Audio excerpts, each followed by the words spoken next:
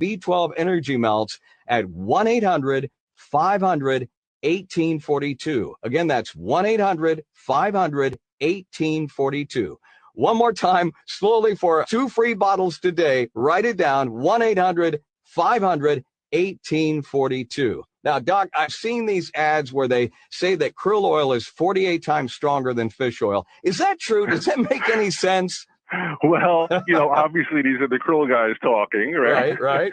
But you could look at it both ways. Let's get into krill in just a moment. But first, let's pat the fish oil guys on the shoulder because, you could say that the fish oil is better and stronger, but we're talking about the concentrated high omega-3 fish oil here because it's higher in the omega-3s, the EPA and DHA that are so important for the heart, the brain, the memory, mood, your eyes, your skin, your hair, your nails. So in one sense, you could say, well, the fish oil's better. But in another sense, I have to hand it to the krill guys because in terms of antioxidant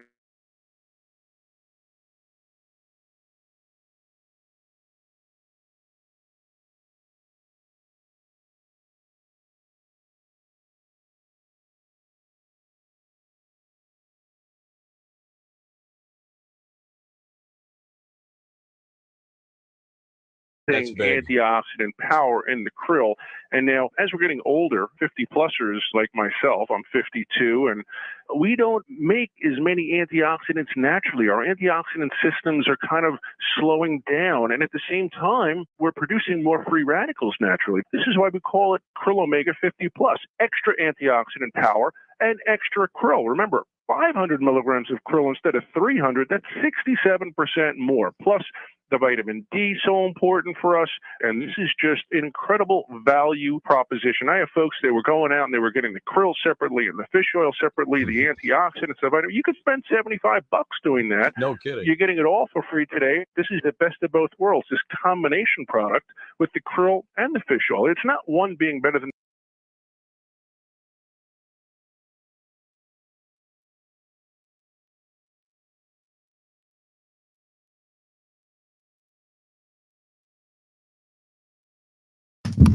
Testing 1 2 3 4 5 5 4 3 2 1 1 2 3 4 5 5 4 3 2 1 1 2 3 4 5 5 4 3 2 1 1 2 3 4 5 5 4 3 2 1. Okay. Now you can talk.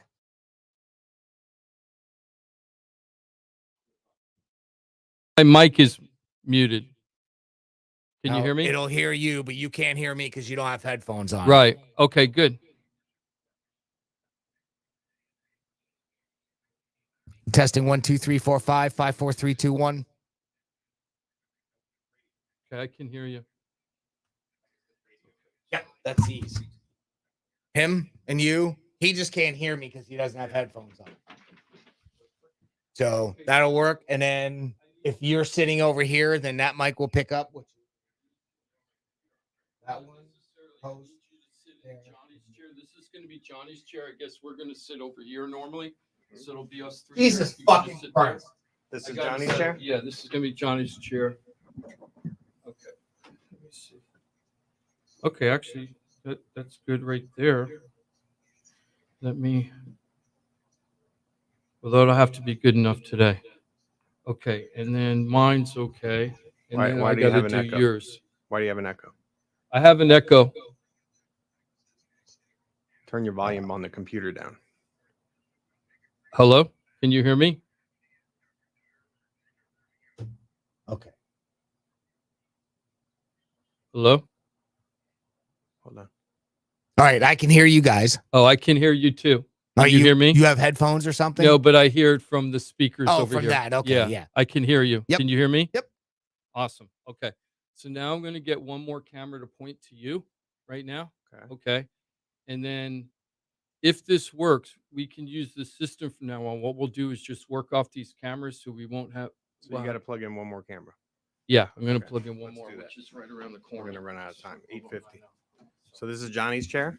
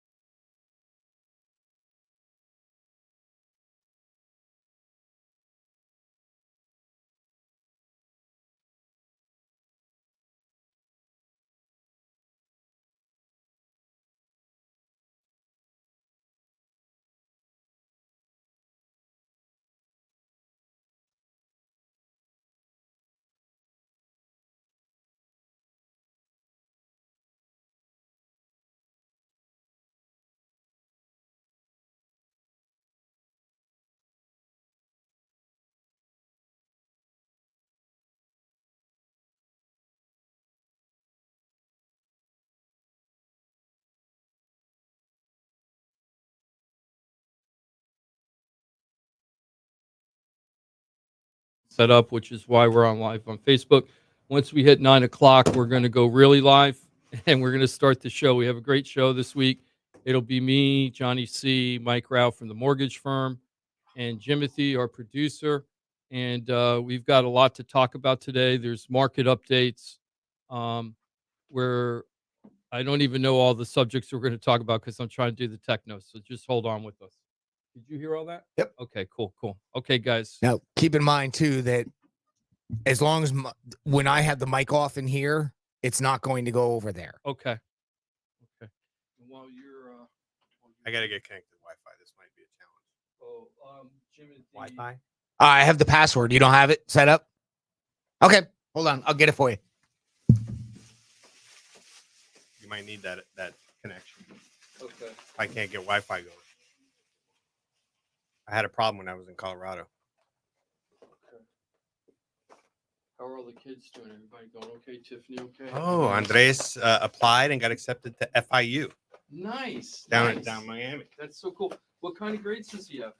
Good enough to get into FIU. Yeah, very cool. So is he thinking great, that's but- where he wants to go? Yeah, or? he hasn't applied anywhere else. And it's case sensitive. That is a 0, not a no. Okay. C0. Remember last time I was in here, I think I was able to do it, but when I was in Colorado, C0 and then ECTM3 exclamation. This is on the guest one, right? Yep. Connected, secured. Connected. There you go. You can have it set to auto connect if you want to. Yeah, that'll. My IT department got into my computer and changed it. Oh, that's okay. I gotta get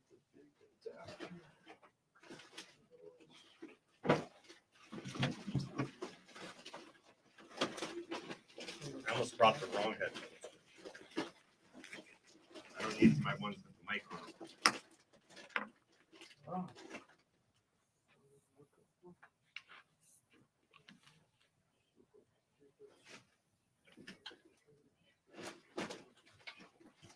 Hey, man, what's going on? That's awesome. So is he going to start in this? Don't pay attention to that. Is he going to start in the summer? No, it'll be fall. Fall. That's exciting. So I guess FIU is not too stringent. I mean, his GPA wasn't bad. I mean, he probably has like a 3.8 or something like that. Oh, that's an A. Yeah. Better than you, Mike. You're going. Oh, way you better. got okay grade. Way You better. kicked your butt. Way better. Right? That's awesome. Is he really thinking about real estate? Oh, I don't know. That's what Natalie thinks. This is all live then.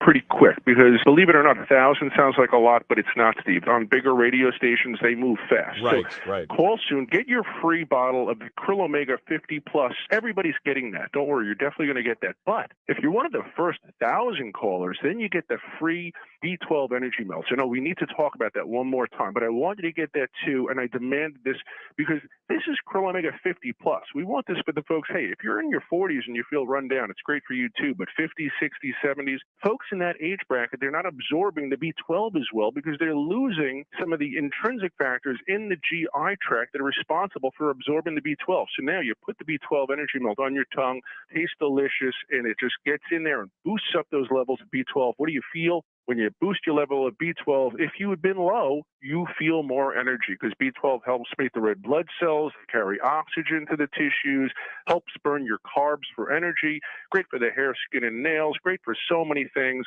Steve, be one of the first 1,000 callers. Get both bottles for free. You're going to love it. And again, just $6.95. Even if you're getting 2 free bottles, they're not putting it in 2 separate boxes, all in one box.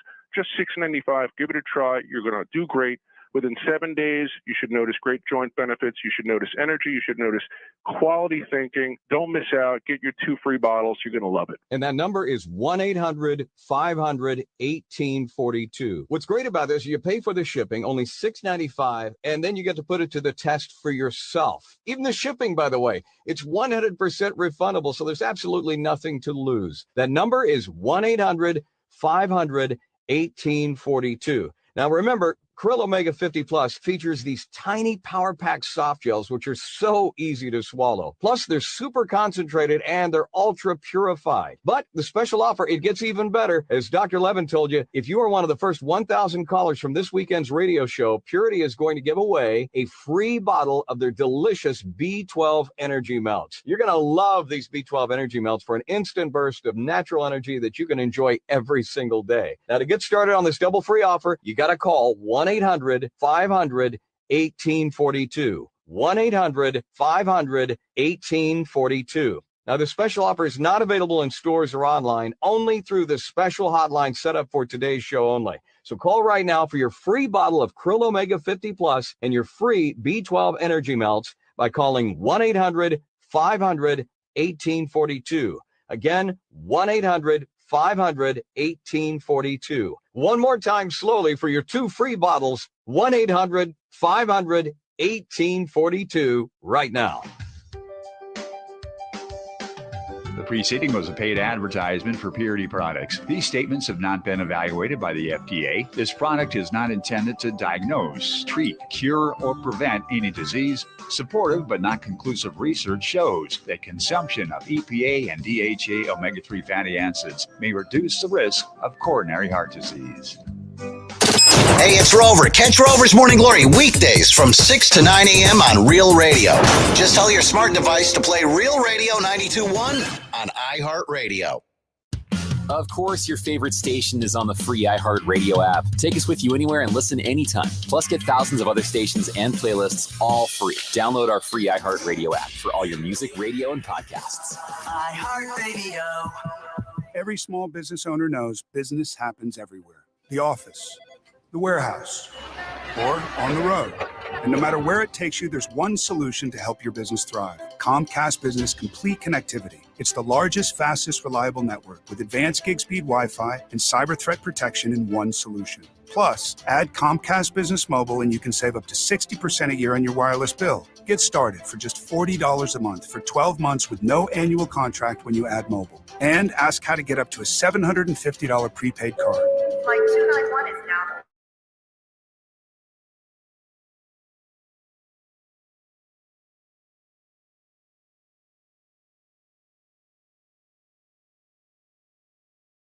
Show. We're trying to mess around with all the technical difficulties, and the video will look better and better as we go along.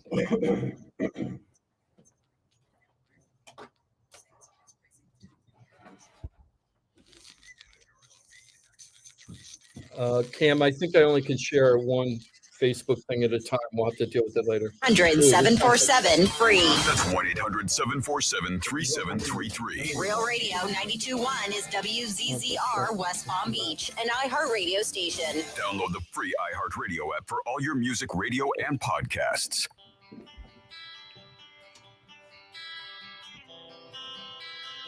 Okay.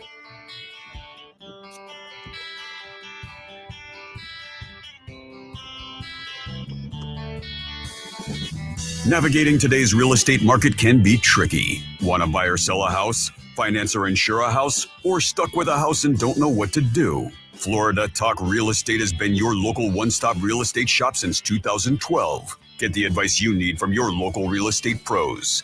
Here are your hosts, Jim DePola and Johnny C. live on Real Radio. Oh, yeah. Saturday morning, let's get you some. Thank you for tuning in. That's wonderful news on a Saturday. We offer you 2 hours of infotainment every Saturday. We is Florida Talk Real Estate. And again, if you're tuning in on the old terrestrial radio, 92.1, 101.7, thank you very much.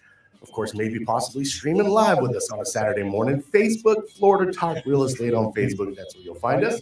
On YouTube as well, Florida Talk Real Estate LLC, streaming live on YouTube for 2 hours of infotainment. And you can be a part of the show with your questions, comments, concerns in the world of real estate. 877-927-6969. And as we sit back in the Real Radio studios for the very first time, I can see Jimothy right there. He will take your phone calls on this Saturday. You make them, we'll take them. Good morning, Jimothy. Nice to see you. Hello and good morning, gentlemen. A pleasure to see you guys back here in the building. Yeah, it feels like it has been an eternity, but it's kind of come full circle. It has Yeah, well, there is that. I'm your boy, Chuck, this is your air traffic control. Let's get your starting lineup on a Saturday morning. Always a pleasure to say good morning to the mortgage guy from the mortgage firm, Mike Rauch. Hello, Mike. Wow. Look at you. Back there, I like touch you. Back in studio. Yeah, There we what's go. up? What's up, buddy? Give him a fist bump. Boom. Oh, What a we great got right day. to fisting each other. Yeah. Right in the studio. Well, good morning. I thought today, since we're back in studio, I would do something different. I actually wore something different today. I have pants on. Pants on. Yeah. And I see we both kept up with the theme. We're the guy wearing the black shirt. Men in black. That's right. Good to see you, my friend. Good to see you, brother. And thanks Good for to see Jim. I know, isn't it? So Yeah, it's nice. as you pull in, you're like, wow, nothing has changed. And then you're like, I'm kind of glad nothing's changed. Yeah. Because it feels comfortable. It feels really good. Does Jimothy know that he's live on the camera? Yeah, I have a camera on now. Wow. So I'm going to have to start wearing pants now. Thanks, guys. I feel like Charlie has been revealed. Wah, wah, wah. That's good stuff. Is Jimmy D on camera? I am on camera. Oh, I love We're that. all on camera. Our fearless leader. It's always a pleasure to say good morning. In studio for the first time in a long time. He's been running the top producing Keller Williams teams for 11 years now, I've been telling you. Officially. Yes, actually 12. Well, no. 11 years. 11 years. I've been saying it for 11 years. That, of course, is the Florida Home Pros at Keller Williams Innovations.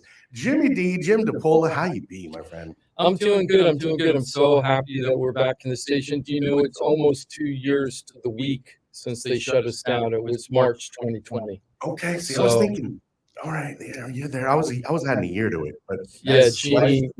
Yeah. So Jeannie, our ad rep, told me. So it was March 2020. It was like no mas. You can't come in. I've got March 2020 in my brain. You know, I'm talking to people taking mortgage applications. I'm always trying to like, how long have you lived here? When did you start your job?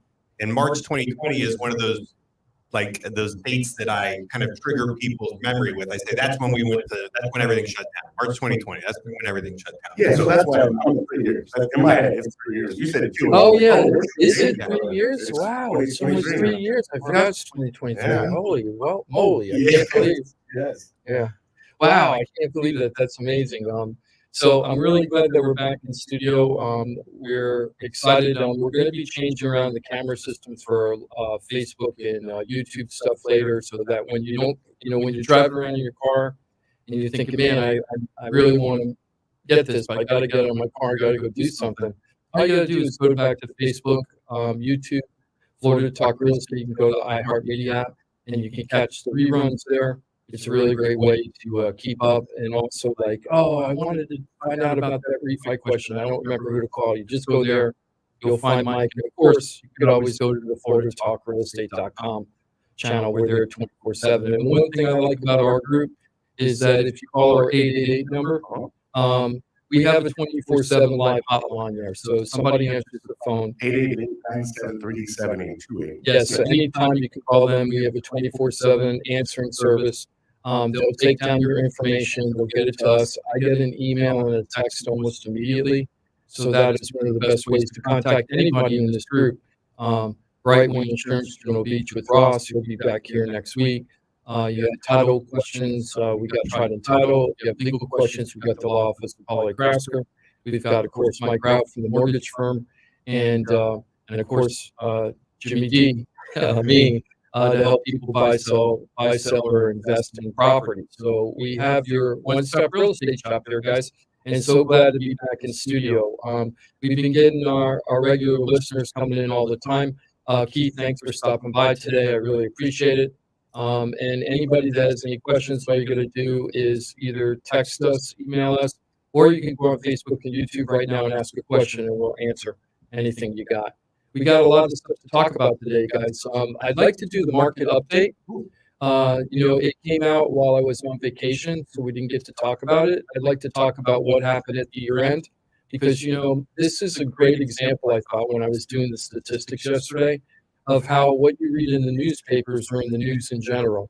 I don't want to pick on newspapers, but when you read the news media and they talk about real estate, especially in South Florida, people's perceptions get skewed based on what they read in the paper. Sure. And as we've always said, that's late. It's months late. Yes, it is months late, and that's another thing we're going to talk about is like what the snapshot is at the end of the year. Is it going to be much different than what we started out at the beginning of the year? And I think in this case it will be. Well, I don't follow it like you do. I get my information from you on Saturdays here.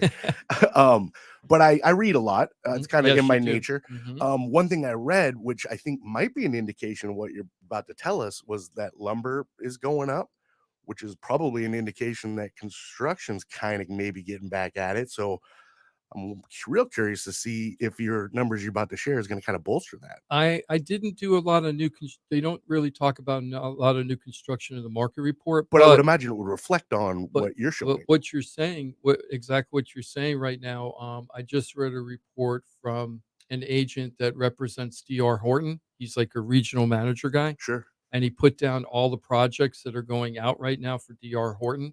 It's pretty massive. The projects they're starting up or have already started but not finished yet.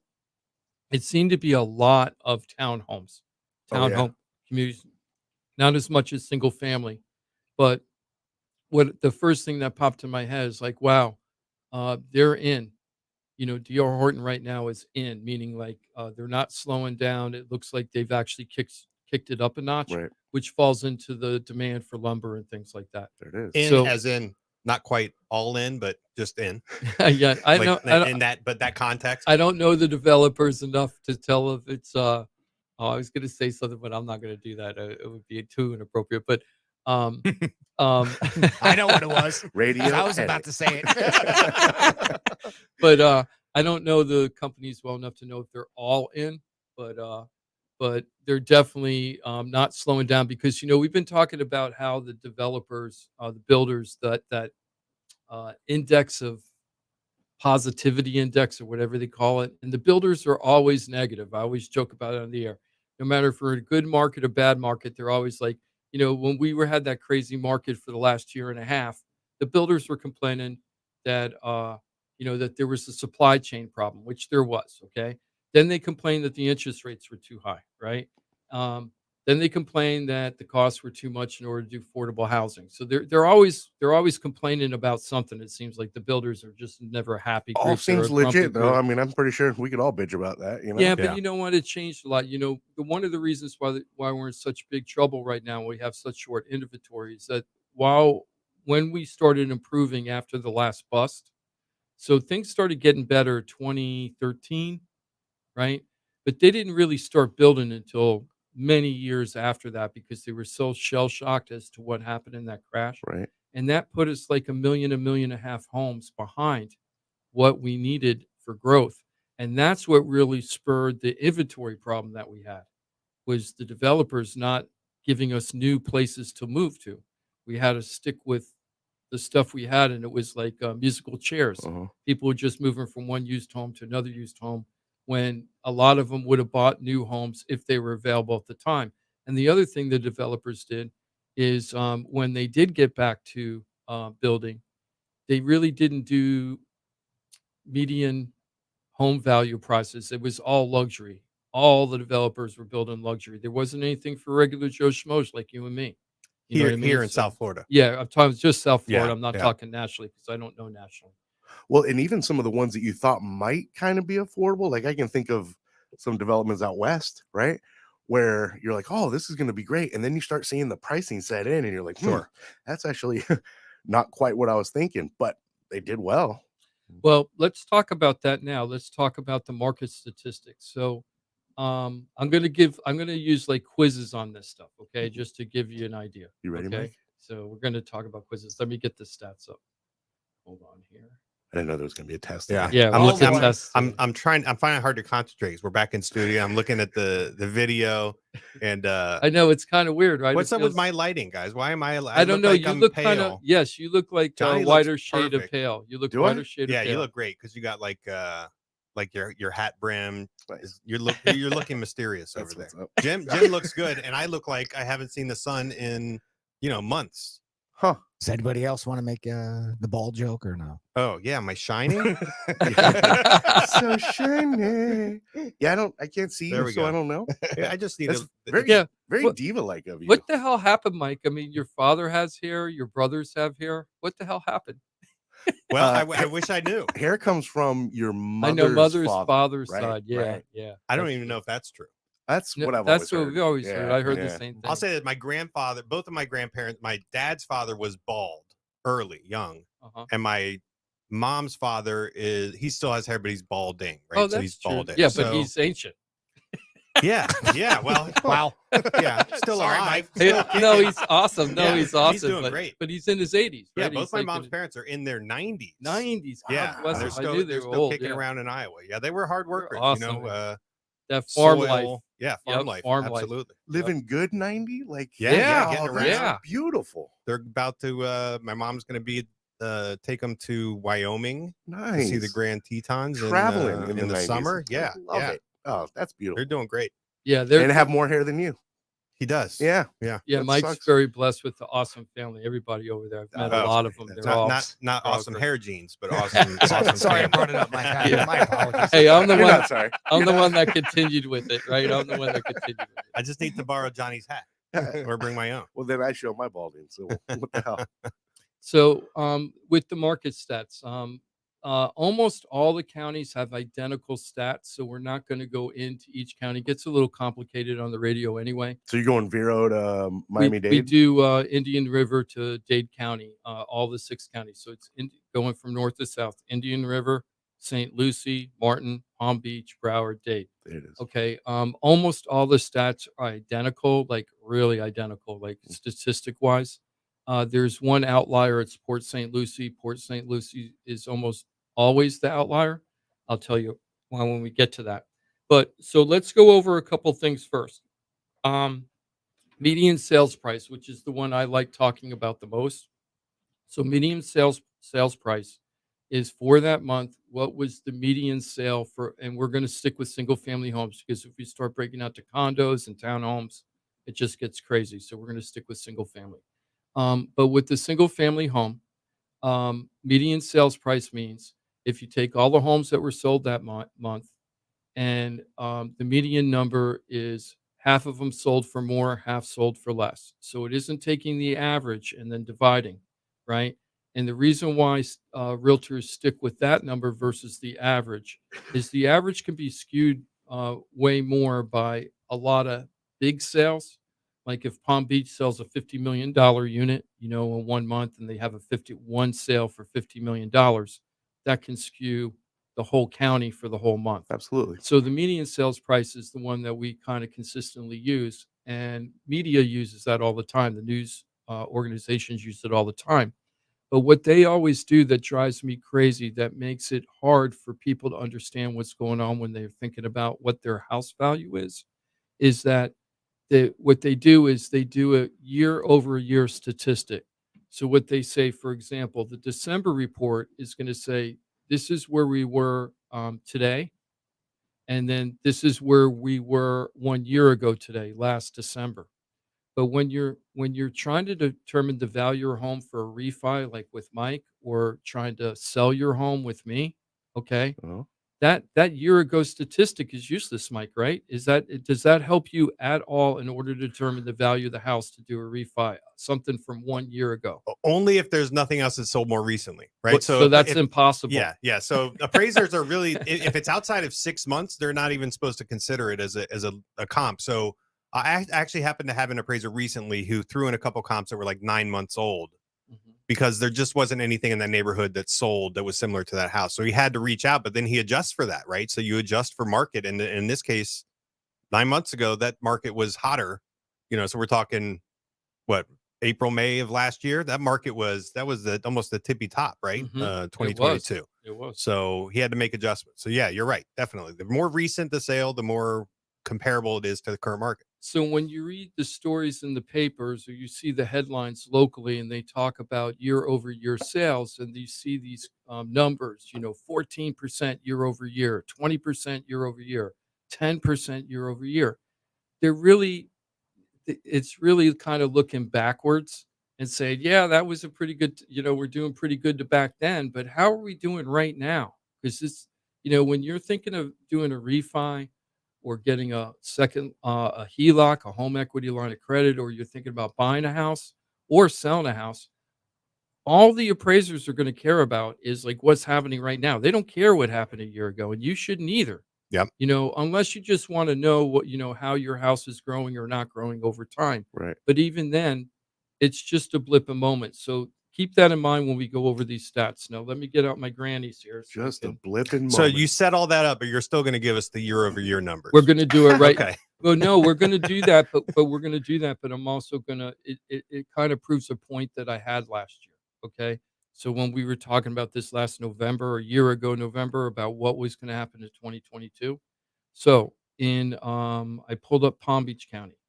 I'll tell you what's going to happen in 2023. We're going to start writing down Jim's predictions. So Oh, that way we can refer back to them. Actually, I was gonna, if I had time last night, I tried, but I knew that we were coming in the studio, so I didn't. But one of the things I was trying to do last night, then I cut off, is like, this is crazy town. I was trying to go back through the November and December shows to talk about a year ago, To find your to predictions? find out what my predictions are. So if I have time this weekend, I might screw around with that, and then we'll pull it together just for fun. It'll be fun to see if my memory is reflecting what reality is. We got to get a little notebook, a little Karnak notebook. Yeah, there you Sure, go, a yeah, little Swami notebook. yeah. But okay, so when we started the year last year, January of 2022, we were at $526,000. Okay, for the median sales price Palm Beach for a County. single family home in Palm Beach County, 526.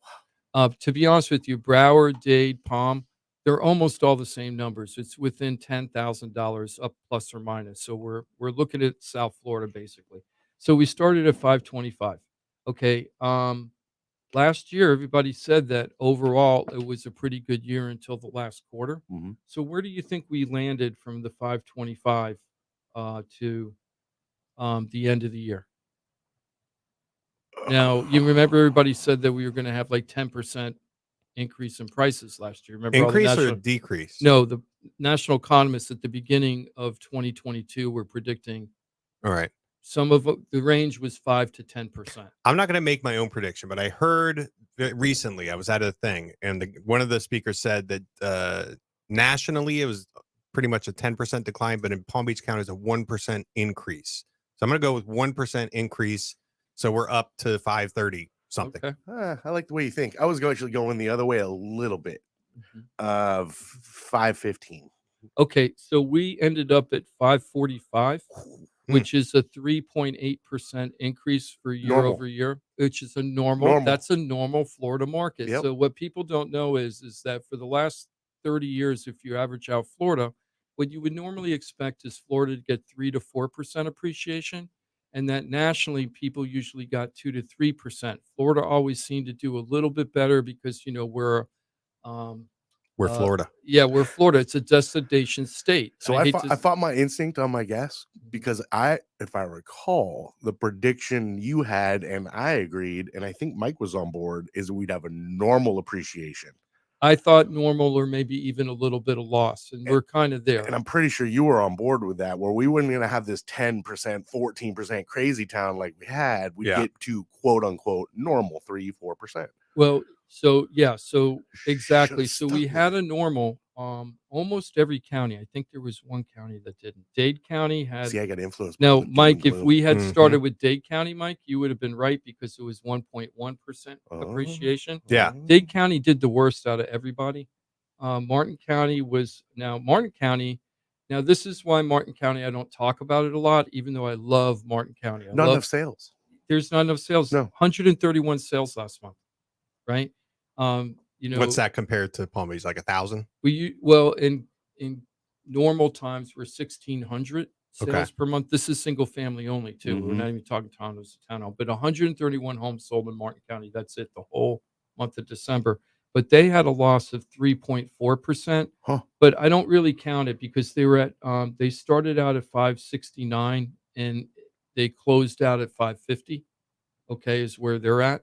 But because of the skewing, talking about if there's high home sales or a lot of smaller home sales, that screws their median sales price. It really adjusts it. So that one was a little outlier. And then Broward County. Now, Broward County had the strongest, but we're not talking big numbers when you think about it. They started out at 500 last year, and they ended up at 530, which is a 6% increase, right? But that can change very quickly, and we're going to see in January what's going to happen, because we went through a very weird last quarter, because last year with the interest rates, we were kicking along pretty good until the interest rates hit 7.08% the first time, because it hit it twice, right? So 7.08 was the high for the year last year, and we hit it 2 times. I didn't even realize it hit 7. Yeah, 7.08. It was in November 10th, because I'm a wonk and I know this stuff. It's like November 10th. Is it just November my headphones, 10th. or does Jim need to get closer to his Yeah, mic? what's going on? I hear a little It's crackling. the processor. We'll have to work on that for you. All Okay. right. With that. Do you want me to lower the volume or anything? No, you're good there. Stay a little farther away. No, if anything, go Closer. Go closer? Yeah. Okay. Sorry about that. I'll Sweet. put it closer. Okay. Thanks, guys. Yeah, I just want to make sure we sound noticed awesome. I want that to make too. sure you sound awesome. Yeah, I know. Hey, Jason. Hope Hey, Jim. everything's going well. Jim, I know you're new at this, but if you talk directly into the microphone.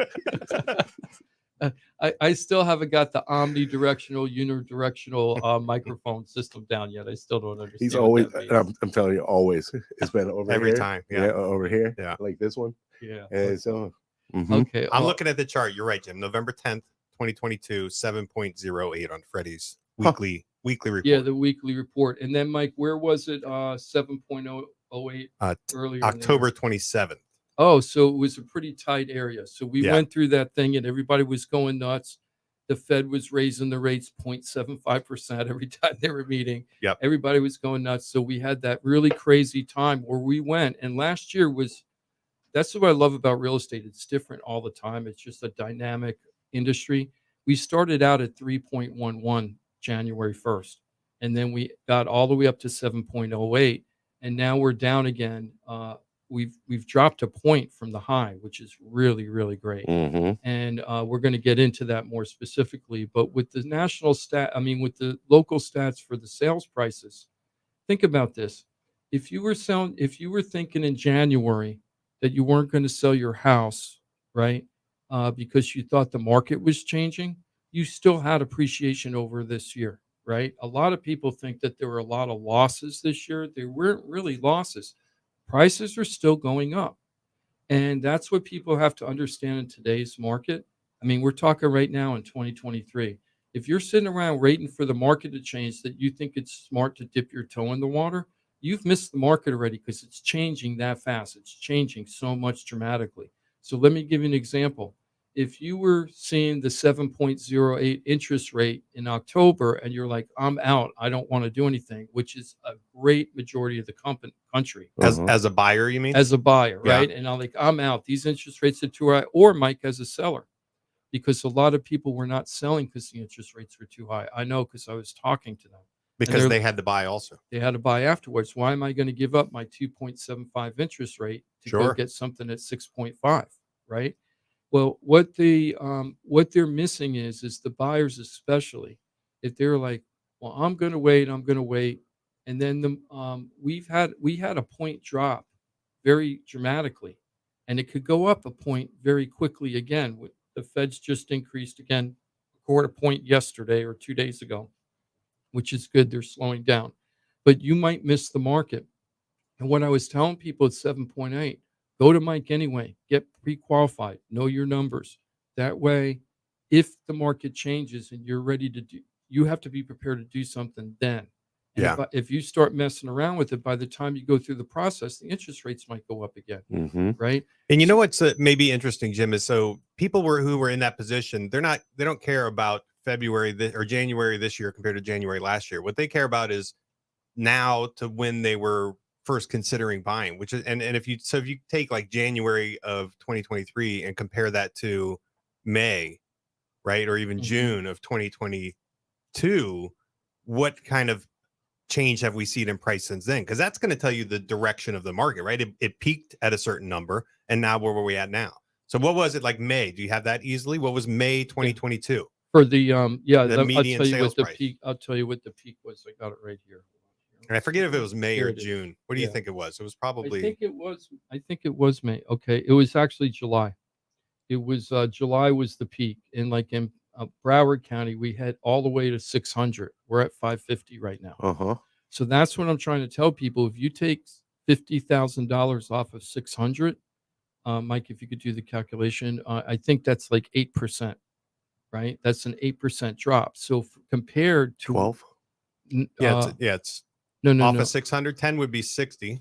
right. So if it's 50, slightly it's less. 50. Right. So I think Yeah. it's 8%. There you go. So I went the wrong way. yeah, I think it's like 8%. And if it is 8%, what happened is we've lost 8% of the peak of last year. That's a You chunk. lost 8%. So the people that were sitting around going, I'm going to wait, the sellers lost 8% of what they could have sold their house for on average. Potentially, yeah. Right.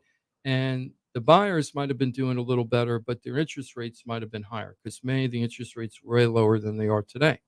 So even though they were going to pay a higher price, they're going to be locked in at a lower interest rate. So there's a lot of stuff going on there. So it isn't so easy to decide. I had a really The buy side is fascinating to me though, because there's so many variables. I know for the sell side, it's the what am I going to do? And as you said, I have a 4% or a 2.7 or a 3%. Why am I going to give that up? I can see some of the mental roadblocks there. The buy side, I really believe, and Mike is good, definitely be the one that's going to speak on it best. I just don't think people are financially positioned to be able to buy now.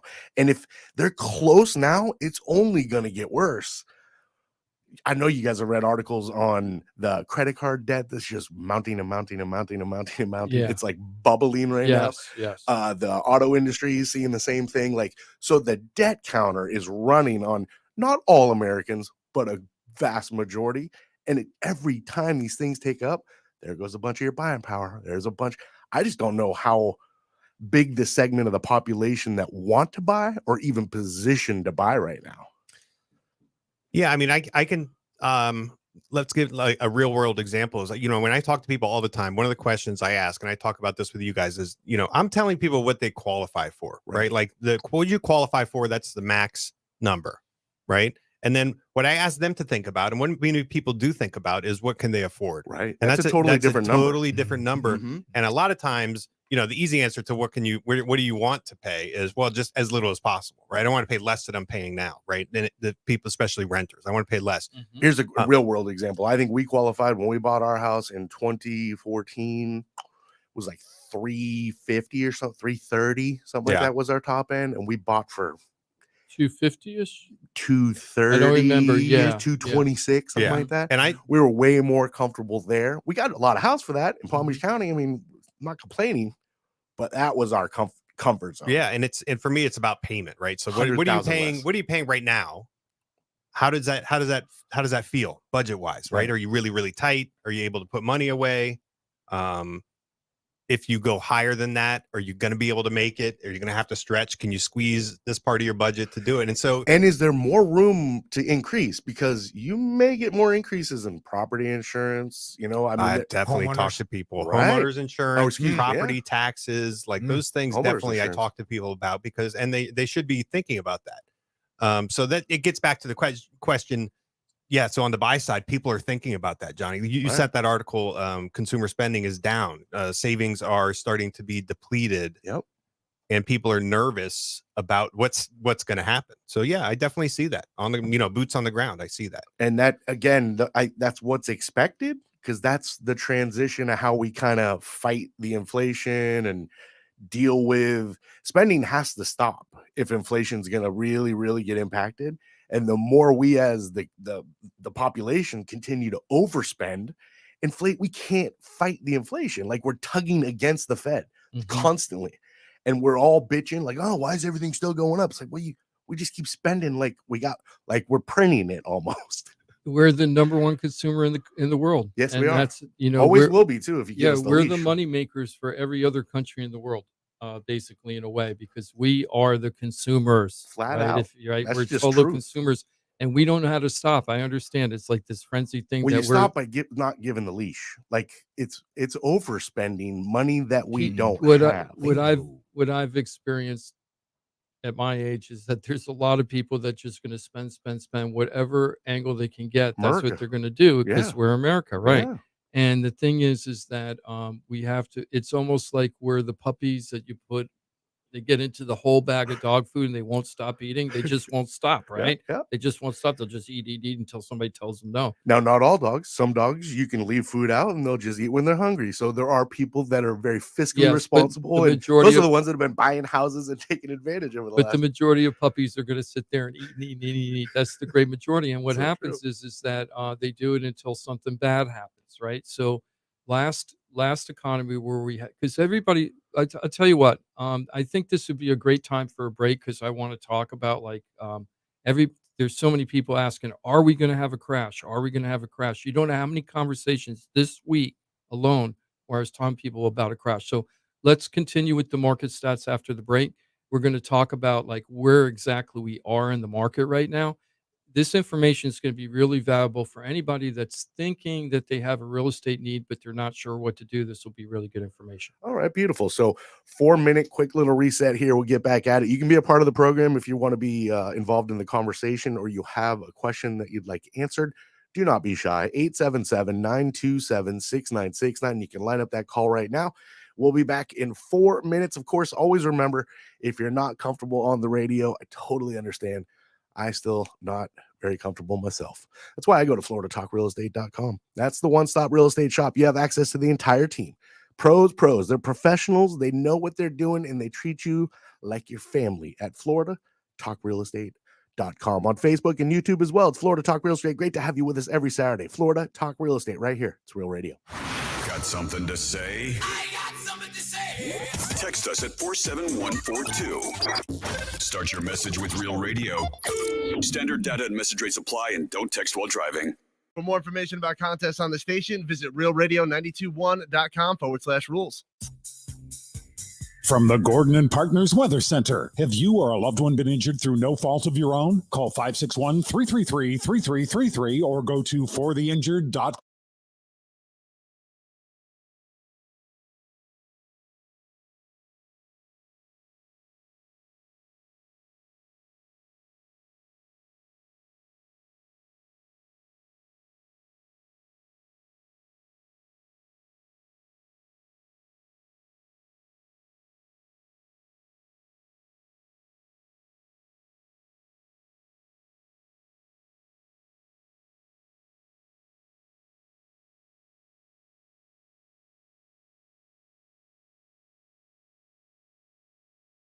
Thinking about buying a home? If you need a mortgage, listen up. It's not just about finding the right house or signing a contract. If you can't get through the closing, then it's all for nothing. Mike Rauch, the mortgage guy with the mortgage firm, has been so successful helping so many families for years, he's the mortgage professional you can trust. Mike Rauch with the mortgage firm, NMLS 189233, Florida license MLD 78.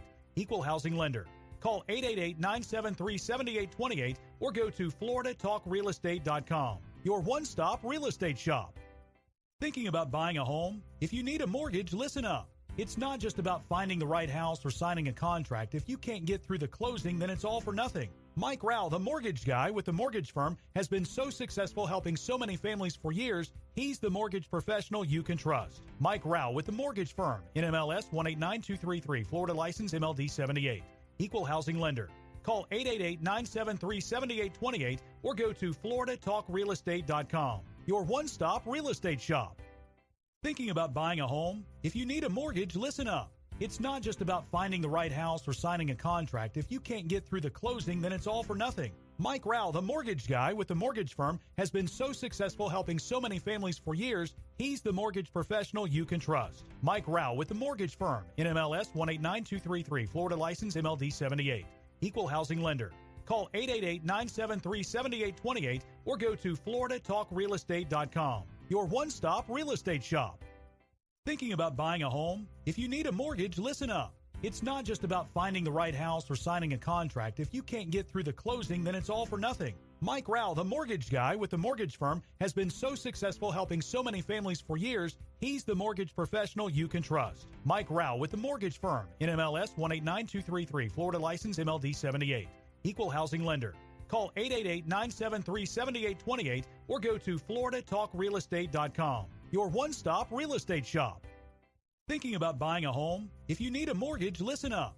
It's not just about finding the right house or signing a contract. If you can't get through the closing, then it's all for nothing. Mike Rauch, the mortgage guy with the mortgage firm, has been so successful helping so many families for years, he's the mortgage professional you can trust. Mike Rauch with the mortgage firm, NMLS 189233, Florida license MLD 78.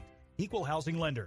Call 888-973-7828 or go to floridatalkrealestate.com, your one-stop real estate shop. Thinking about buying a home? If you need a mortgage, listen up. It's not just about finding the right house or signing a contract. If you can't get through the closing, then it's all for nothing. Mike Rauch, the mortgage guy with the mortgage firm, has been so successful helping so many families for years, he's the mortgage professional you can trust. Mike Rauch with the mortgage firm.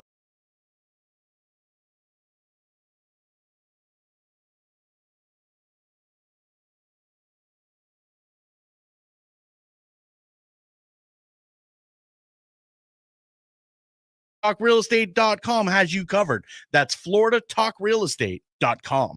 This is Real Radio 92.1 and 101.7. Real talk for the Palm Beaches and the Treasure Coast.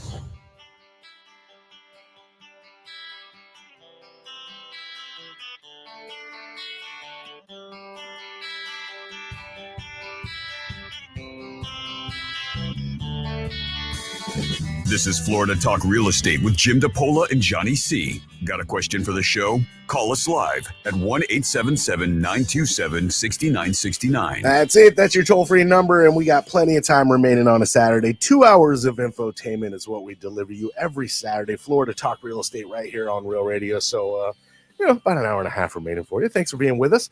Whether you're tuning in on the old radio, maybe on your free download, your iHeartRadio app, that makes us worldwide. Also, streaming live on a Saturday. If you find us on Facebook or YouTube, you're looking for Florida Talk Real Estate on both. Florida Talk Real Estate LLC on YouTube. That's home of a ton of informational chunk videos and live streaming Saturdays. And of course, Facebook, interactive action, Florida Talk Real Estate style. That's Florida Talk Real Estate on Facebook. Johnny C, well, that's me. I got Mike Rauch, the mortgage guy from the mortgage firm, in studio for the first time in like 3 years together. Nice to see you, my friend. How are you, brother. Mike? It feels really, really good to be back in studio. I don't know why, but maybe it's the magic. That's the magic of radio. Could be the magic. I know this morning, because you've been, waking up, doing your little routine, popping up your computer for 3 years now. Yeah. And now the drive is part of the routine. How was that for the first one this morning? I did my old routine. I stopped at the local donut drive-through. Nice. Right. Got here early. Yeah. So that was new. Nice. I did wake up a little earlier than I'm used to on a Saturday morning. All right. But I planned for that. So, yeah, it felt good. Like first day of school jitters. Yeah, exactly. Exactly. That's what I'm afraid of, Jimothy. And, of course, First day of school.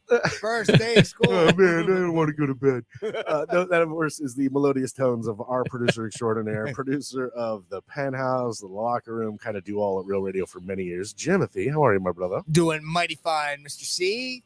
Good to be here with you guys. Good to see you right there in the producer studio. And it's nice to have our fearless leader always for now 11 years here on Real Radio, Florida Talk Real Estate. That's my guy, Jimmy D. Jim DePola, runs a top producing Keller Williams team. Keller Williams Innovations, you find the Florida Home Pros team, and that's where you find Jim DePola. Jimmy D, how you be? Thank you.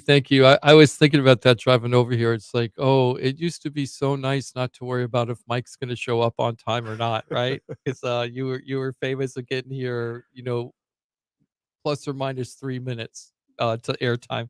I feel like He's that's. making me I don't faces, really making think faces that's right the now. case. I don't think I was late. Maybe once or twice or maybe 3 times. Does 3 times make a reputation? Because I would have done 3 times. I would have done certain things in my youth a lot less than I did if that was the case. Problem was, it was 3 times in 1 week, and you're only out 1 day. Yeah, exactly. 3 times in 1 week. Yeah, I exactly. feel like I'm beating Mike up. I'm sorry, buddy. I'm sorry. Mike, right? My So- good buddy Barris, he probably doesn't listen. He's got a joke. A funny joke about a guy who's like, you do one time you do this thing and you get a reputation. Mhm. He'll know what I'm talking about. It has to do with goats. Hey, $20 is $20, Mike.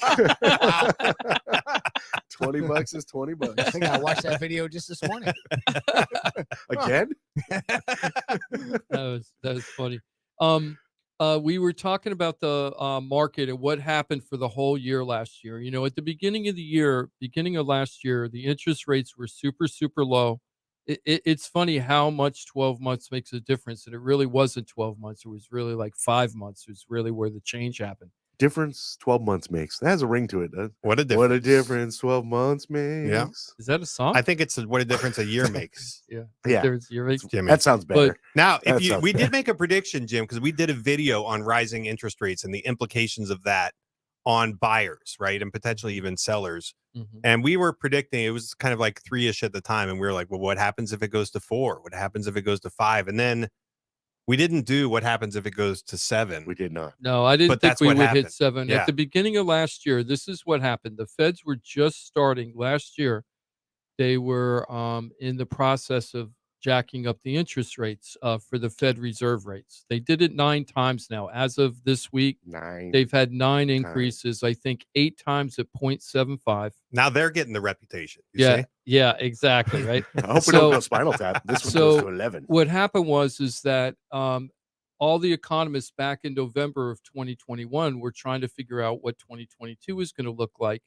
They knew the Fed was going to raise the rates because Jerome Powell had talked about it over and over again to brace everybody, to get it in their head. We're doing this. It's happening. So, right. And he did everything he said he was going to do. There really weren't any surprises last year. Oh, really? He said what he was going to do. He went out and did it. The economy didn't transform meaning slow down as fast as everybody was hoping. It still hasn't really slowed down. It's slowing down, but not slowing down enough to stop inflation. We're pretty high on inflation, over 6% inflation right now. We got as high as 9%. We're now at 6% overall inflation. But there's a lot of factors that make it loosey-goosey because a lot of it is related to gasoline, which is going to be going up very high very soon. Mm-hmm. We're already seeing it. Yep. We're already seeing it now. And the used car problems, the shortage of used cars, that really jacked up the rates for used cars for quite a while. That's going down too. So now we have gas going up, used cars going down. Those are 2 big metrics for the inflation. The third part is consumer goods for groceries. Those are the big 3: cars, consumer goods, and what was the other one I just mentioned? The old price of a gallon of milk. And gasoline. Yeah, thank you. and gas. So, Energy. gasoline, groceries, and cars. What about new cars? New cars were kind of new cars. There was nothing really to talk about there. It was the used cars that were the big deal at the time, and 'cause they got partly so because jacked of the up. supply chain, Yeah. because they didn't have any new cars to sell. Oh, So 'cause that's the, why, the- because the microchip microchip chip. stuff. yes, the microchip stuff. I've seen a commercial. A local dealer is touting the fact that they're selling at MSRP. Now, last time I bought a car, that wasn't the case, and I remember many years ago, like you would never pay MSRP for a car, right? It was always below MSRP, and so now it's like, no, we're actually selling it to you at MSRP. Come talk to us. Yeah, right? that's considered a deal nowadays. Yeah. Well, So- shows you how much negotiating power is involved in those transactions, how far above MSRP they go. Yeah. So Yeah. I saw as much as 800 Yeah. above 8 MSRP. Yep.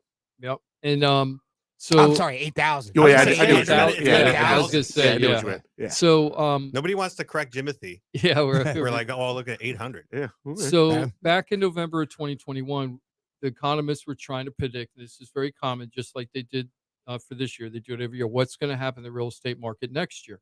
So what everybody was expecting is that we would have 10% plus increase in values. The conservative ones were going to be, we'll be at 5%, which those ended up being kind of right. And the other thing they were thinking is that by the end of the year, that we would be in the low 5s for interest rates. And that's where they got everything wrong. And I was the one that was ringing the bell back in November, December, going, you guys are nuts if you believe that, because we already went through this in 2018. And 2018 was the last time the Fed started really raising the rates anywhere decently. And when that happened, we had the fastest increase in mortgage rates in the history of the United States. Now, we had a faster increase last year, right? That October thing, from January to October, the way our interest rates went, not for the whole 10 months, but a short period of that, it jumped up super, super high, super fast. So we beat out the 2018 rates. But 2018 only got to 494, right? And they only did like 4 increases that year. right? That time they didn't do 9 increases like they did this time. So what I was saying, if they only did a small increase in 2018, and we went from 2018, we were in like 3.5, and we went to 4.94, right? And then I was like, how do you think we're going to hold to 5% if we have all these massive increases by the feds? And that's what proved out. And I said, people are going to lose their religion because the interest rates are going to go up. Everybody's going to think the economy's crashing for real estate, and it was going to make everything a mess. But some of these economists like there's not enough inventory, so therefore we don't have to worry that we're still going to get these massive price appreciation. Well, it didn't happen, right? It didn't happen. We did see what did happen is we saw interest rates raise way higher and way faster than they thought. Nobody thought we would hit 7%. I don't think I'm gonna have to go back and listen to the tape. So I don't think was in my radar. I thought we were going to be in the high fives, maybe even a 6 in front of it. Sixes, yeah. And that's where we landed. I also didn't think we'd get the appreciation we got. Now, we had Dan DeMott, my broker at my office, come on, and he was more of the opinion we were going to see, quote, normal appreciation. I told him he was wrong on the air. Dan, you were right. Okay, I have no problem saying it because we came out with pretty much normal appreciation by the end of the year. But what people forget is if you just look at that year, you wouldn't notice that back in July we had a peak of 600,000 and Yeah. then we end the year at 550. People don't think about that. They just see, oh, Broward County had 6% appreciation, but they were as high as 14% appreciation last year. Think about that. Is that Frothy. crazy? Yeah. Right? So that's not a normal market, guys. So we are kind of flattening out. And so let's go over to some of the other stats, okay? So what we've seen is the amount of people paying cash for houses in South Florida has dropped by about 40%, 40 to 45%. So we have 40 to 45% less cash buyers. So the whole idea is like, oh, all these cash buyers are beating me out all the time. That's gone.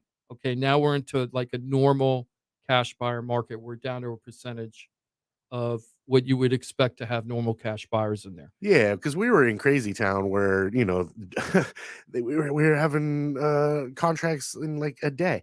Mhm. And now you've been saying it for a couple months. Like, as a buyer, you can go check out a house, sleep on it, make some decisions. It's a little slower play than it was in the Crazy Town. It's such a better market in a lot of ways. It's not as crazy where everybody's making very fast decisions. The sellers can't beat up the buyers as bad as they used to beat them up. Right. The buyers have time to think. They don't feel squeezed and pressured as much. They have a little bit of control of their life where it's like, I like the house, but I don't like it at your price, Johnny. I think I want to pay a little bit less, that I think is more fair, and you're probably going to get it, right? We're seeing more seller concessions now. Sure. Sellers are willing to work with buyers more. But just to continue with the stats, the median sales price. So what does that mean? The original list price to the actual sales price. Back last year, we were at 100% to 101% of list price to sales price, meaning everybody was getting what they were asking or more, on the median level. Does that mean the agents were really honed in on what the homes could sell for? Like what was happening they is got that- some expertise. No, I think what it was just a fact. Most of it was a factor of the market. There weren't a lot of people that were pushing the limit. Well, there were people that were pushing the limits, but didn't have a reason. Like when we always push our limits, is because we know the numbers really well, and we feel like we have an edge, and we take advantage of it. Other people just throw it on the market. So, And the market was, we'll give you what you want. yeah, the market was crazy. So we went from about 100% list price to sold price to 93 to 95% depending the county. So right now you're getting 4 to 7% less than what your list price is. That's kind of normal. Okay, that's what we were back in 2018, 2019. How about days on market? Days on market is the next thing we're going to talk about. Days on market, this is pretty consistent with everybody. Last year, we were at like 10 to 14 days for days on market. That means how long it takes to put the house active until you actually get into contract, not closed, just into contract. Now we're about 30 to 45 days, right? Somewhere in between there. Broward County, 37 days. Even St. Lucie, which I find is interesting because St. Lucie's are um, the one that's a little out of the realm. St. Lucie, they're 37 days on market now. At one point, they were like 3 days on market or 4 days on market. But Those are crazy for that county. Over the last decade, though, like 35, 40 is like way closer to normal, right? Even up to the 60s. Yeah, I was gonna believe it or say not. even more so because I Mhm. remember for years what was your plan? It was we'll sell your home 21 in days. 21 days. I still have that plan. I use Yeah. my 21-day plan to sell my houses. It works. So that's a streamlining of what the normal kind of days on market was at 21 days. The Florida Home Pros has always done about half of what the half of what the county averages are for days on market, and we're usually a couple, like 2 points above what the list price to sold price is. The last 4 homes I put into contract, check this stats. 98 point. I'm knocking on wood here, but the last 4 houses I've put under contract, all of them got into contract at 98% of list price or higher. These are the kind of questions you should be asking your agent if you're looking to buy or sell your home. Remember, FloridaTalkRealEstate.com. It's one of the first calls or visits you should make, FloridaTalkRealEstate.com. Of course, you can call 888-973-7828. Let's get some more stats. I feel like you're vulnerable, Jim, though, with your 21-day plan. What if somebody comes out with a 20-day plan and then you're... Oh, it's kind of like the 7-second abs versus the 5-second abs. Yeah. 19-day plan. I got the 20-day and 12-hour That's plan. Right. That's right. 20 and a half days. Let's see what their guaranteed. Maybe they're better than me, but let's see what their stats are. Stats okay? matter. Stats matter, right? Yep. Okay, now a couple other things just to wrap up here. So these are, let me just show you the difference year over year, though, for some other statistics, just to show you how crazy it is. The amount of closed sales in the South Florida area, down 40%. Closed sales. We have 40% less sales. That's your year over year? Year over year, 40% down. Paid in cash, 40% down. Appreciation, somewhere between 3 and 6%. But St. Lucie was the outlier, 14% appreciation year over year. That's pretty strong. That one is the one that's like, wow. Why? It's all about price point because all the rest of the county, all the other counties are in the 550s for the median sales price. St. Lucie County for a single family home, $395. Yeah, it had the room for growth. So I always call that the honey hole for people that are looking for the single family home, can't afford in South Florida. You're going to have to take the drive to get the single family home, the commute. It's pretty much been that way since I been moved that here. way since I've been on the show, right? So I had somebody talking to me about moving. But let me just keep going. Dollar volume. This is really important. What is the total dollar volume closed, right? Down 40%, right? Which makes sense because we've had 40% sales drop, right? Median percent of original list price, we're down about 4 to 5% from last year. So list price to sales price. Sellers are getting about 5% less from the list price than they were a year ago. Median time to contract, okay? Almost everybody is at 200 to 300% above how long it was taken a year ago to get into contract. Now we're going from 10 days to 30 days, Right. right? But still, and 30 days is not a bad number by any means. No. That's my big problem right now with my sellers. My sellers say to me, I can't believe my house hasn't sold yet. I'm like, you've been on the market 14 days. It's been 17 days. Yeah, it's been 17 days. Quickly, What's they wrong, forget. Jim? And there's a lot of agents. You could take advantage of this. If you've got a good buyer's agent, you could take advantage of this information because there are so many sellers and listing agents that haven't been through this market that doesn't understand that we're in a kind of a normal market. So what they do is they panic, and you cannot believe the price drops that I'm seeing on these houses. I'm looking for my own house now. I might as well disclose. I'm going to be probably buying sometime between now and June, and I'm looking for a single family home. I know a good loan guy. Yeah, I think I got one. I He's got this awesome. guy with this awesome app. His name is Mike, and I use that app every day, Mike. It's really a great app, and we'll get into that a little bit. But when I've been checking what I'm doing right now, and this is how real buyers should do it. If you're worried about pricing and worried about the interest rates and trying to get a good deal, I'm going to be spending the next couple months looking for my property. So what I did is I set up the search that I wanted because I want a pool home, a single family pool home in certain areas of the county, I should say of the region. And I'm really looking for what I want to buy. because I know I'm going to be paying a high interest rate. So I want something I want. I don't want to settle too much, and I've got time. So what I did is I set up my search, but I set it up for active, pending, closed, expired, and canceled. Expired. I put it all in there, right? And now I'm following all the properties, right? I'm following all these properties.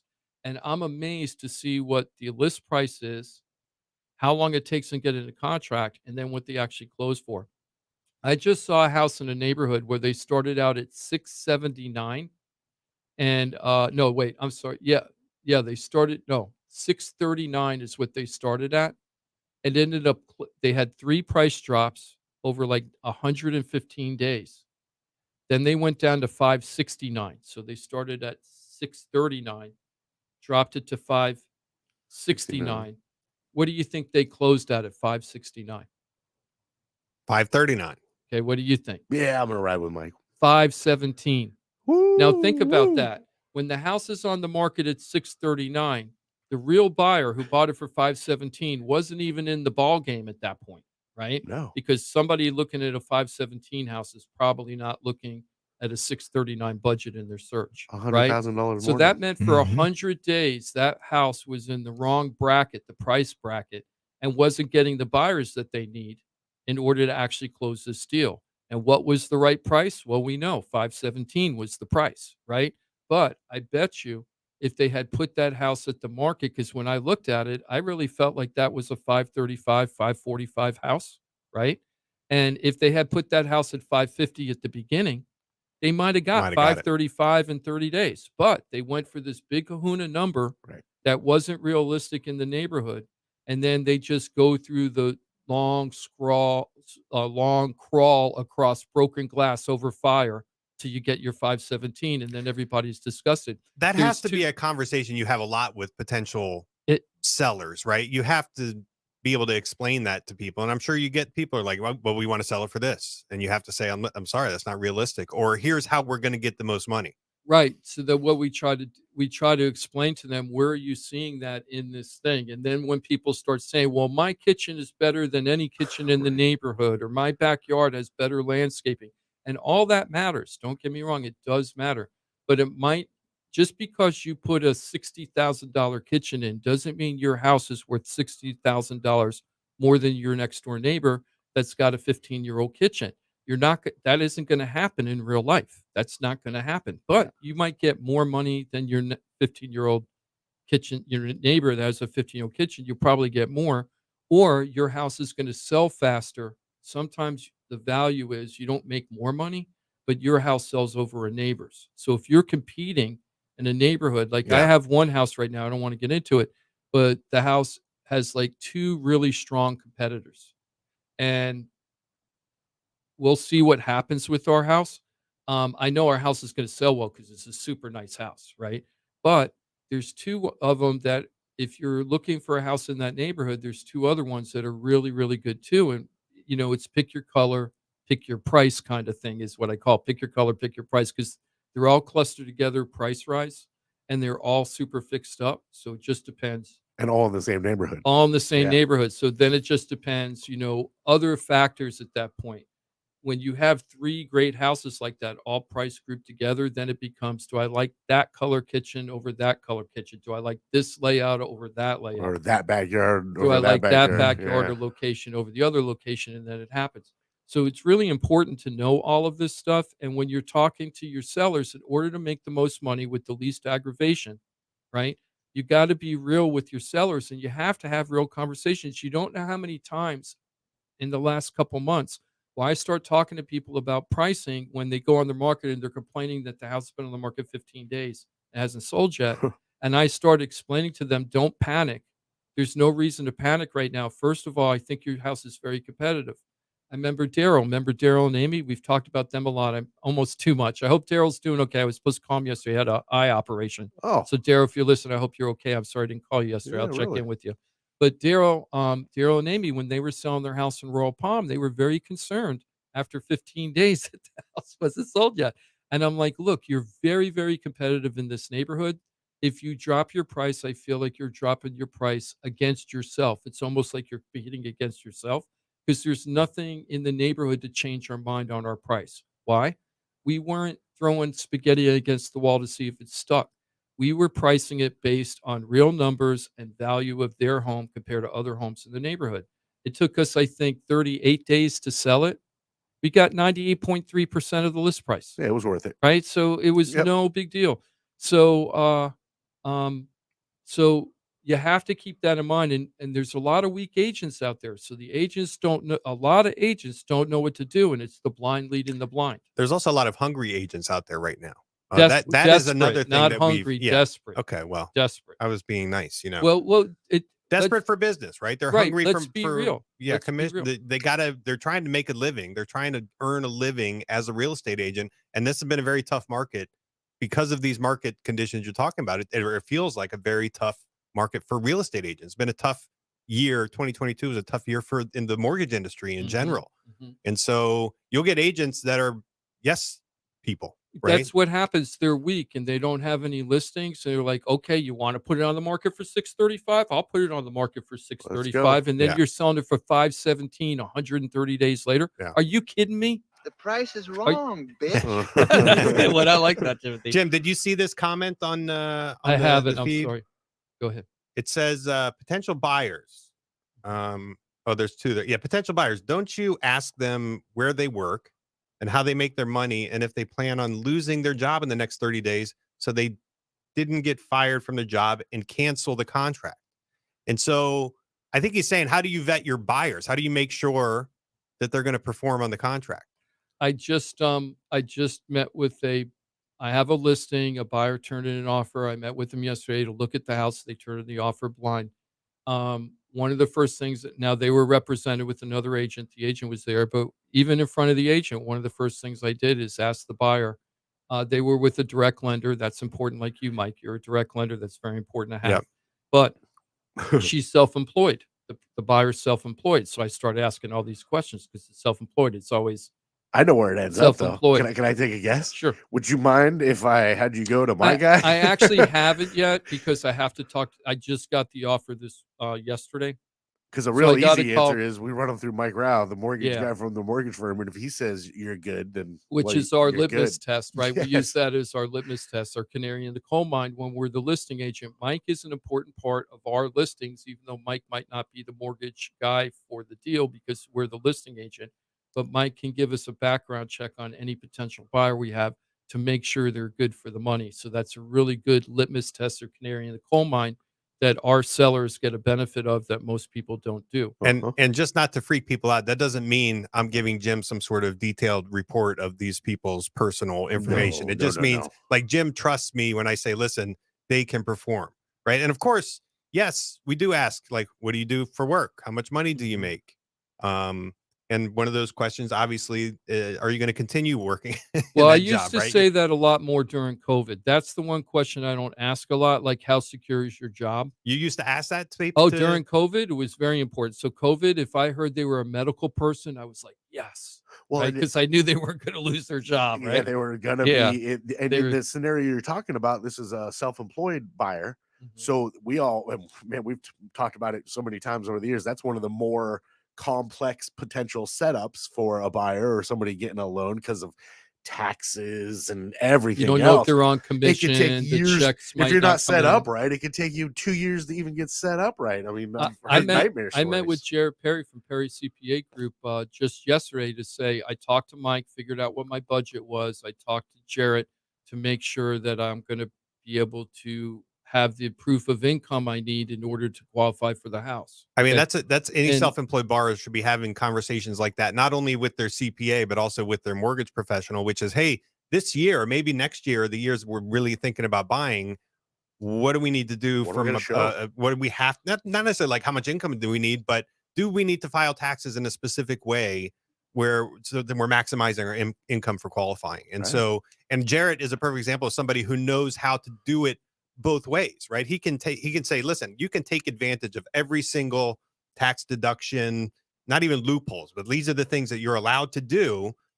to essentially reduce your taxable income, the amount of income that you pay taxes on. Which wouldn't be your best decision when you're trying to buy a home. If you're trying to maximize income for qualifying for the biggest payment possible, right? Not to push in your budget, but just qualifying, then yeah, you have to do taxes in a way that you're qualifying, your taxable income is sufficient. So I'm doing everything right now I asked my customers to do for years and years. I'm using my systems to help me find my house, right? And I know I'll get good results. I'm not worried about it, right? I just have to decide when I'm ready to pull the trigger. And if something really strikes me, I want to be prepared now. I really would prefer to buy later this summer. But if something pops up really, really good, I want to be prepared to say I can pull the trigger. I don't want to find the house, then call up Mike. Mike tells me I need a certain income. It doesn't reflect what I made last year. Then I got to file this year's taxes, and I'm not prepared. And that, you know what, that being prepared, that shouldn't be super intimidating for people, because really we're talking about credit, income, debts, and cash position. That's it. Right. And stability Regardless. of income. Right. So that conversation, I can have a general conversation with somebody and wrap it up in 10 and 15 minutes and kind of have a general idea of like, these are the things you need to be thinking about. Or we can go pretty in depth and say, hey, here's what needs work. Right. And it's tax times coming up. You're self-employed.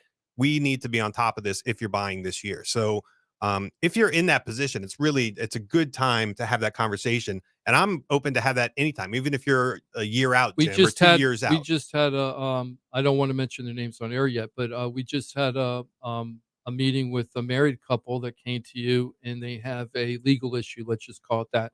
And we have to do a lot of work behind the scenes in order to get them ready. So they might not be ready we're not even sure yet. They're going to be ready sometime between March and August, right? August. We're in we met them in January. So the thing is we're working, if it takes 8 months to get them where they need to get to, we're going to work with them for the 8 months. It was a 10-month run from my initial consultation to my closing, and it was all about financial positioning. Yeah. But as Mike said, he's willing and does it all the time. Yeah. Talk to people, because if you're serious about being a buyer, that's your first step. Like, how serious can I be? And what do I need to do to make myself a legit buyer? And if you're serious, go to FloridaTalkRealEstate.com, find out your positioning, get a plan. And then when you have that plan, you work that plan to the best of your ability. And we were able to do it pretty expeditiously.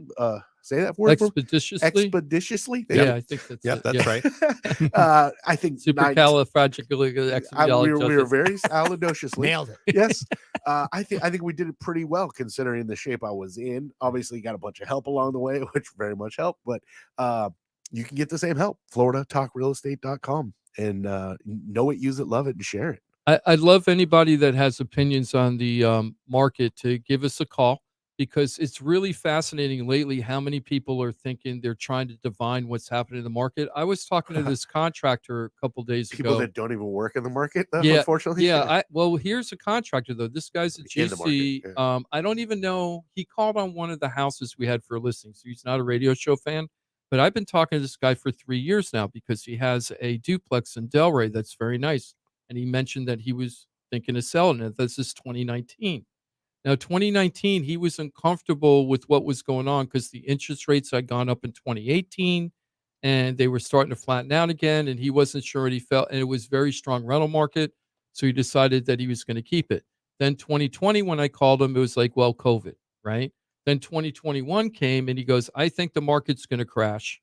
Well, during COVID, he's like, I think the market's going to crash, so I don't want to do anything, right?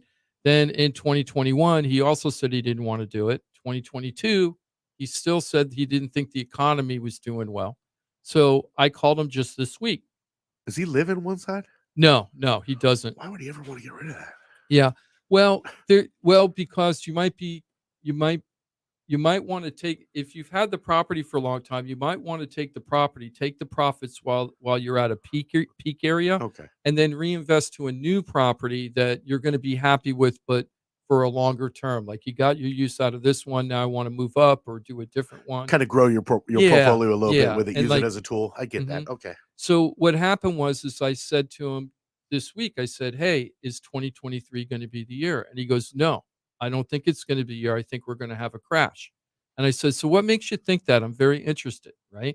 And he goes, well, it's all those tech layoffs. Have you noticed how many thousands and thousands of people being laid off by tech. I mentioned it briefly a couple months ago, but the tech industry is shaving off thousands or tens of thousands of jobs. But I was going to say, there's one company in particular that just laid off thousands. Right? There's more. Like, you know which one I'm talking yeah, about? Meta. It's okay to talk about Meta. Facebook, Twitter. Twitter. Google, Twitter, right? Google, Twitter.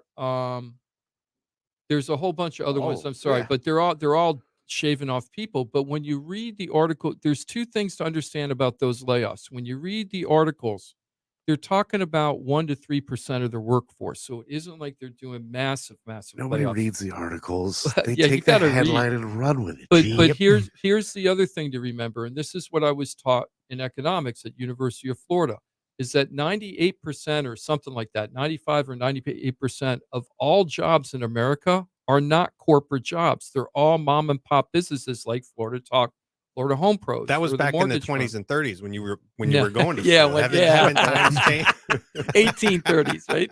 1830s. So the thing is though people forget that. So what's happening in those big companies isn't necessarily a reflection of how good or bad the economy's doing. Nope. And those companies are more likely to make tweaks very fast But because they got a lot of money on A the lot of line. people always view like the kind of upper echelon, anything that happens, even with the stock market. They're like, Mhm. oh my gosh, it's like that is not indicative of Mm-hmm. anything but the stock market and investors' confidence. We're at a time, I think now more than ever, where headlines is all you see. Oh, Like we're yeah. constantly barraged with headlines, Yeah. whether it's it's the short TikTok. It's that type of thing, TikTok, right? TikTok. It's Facebook feeds, it's the news feed. Everything is a headline, right? Uh-huh. Everything is a headline. So it's very my- easy for my that thing- to drive sentiment. Right. So Yes. when I started seeing those massive layoffs a few months ago and started seeing that trend, I was like, this is going to be interesting. Is it going to affect the unemployment rate? What's going to happen? It hasn't affected the unemployment rate at all. We went down.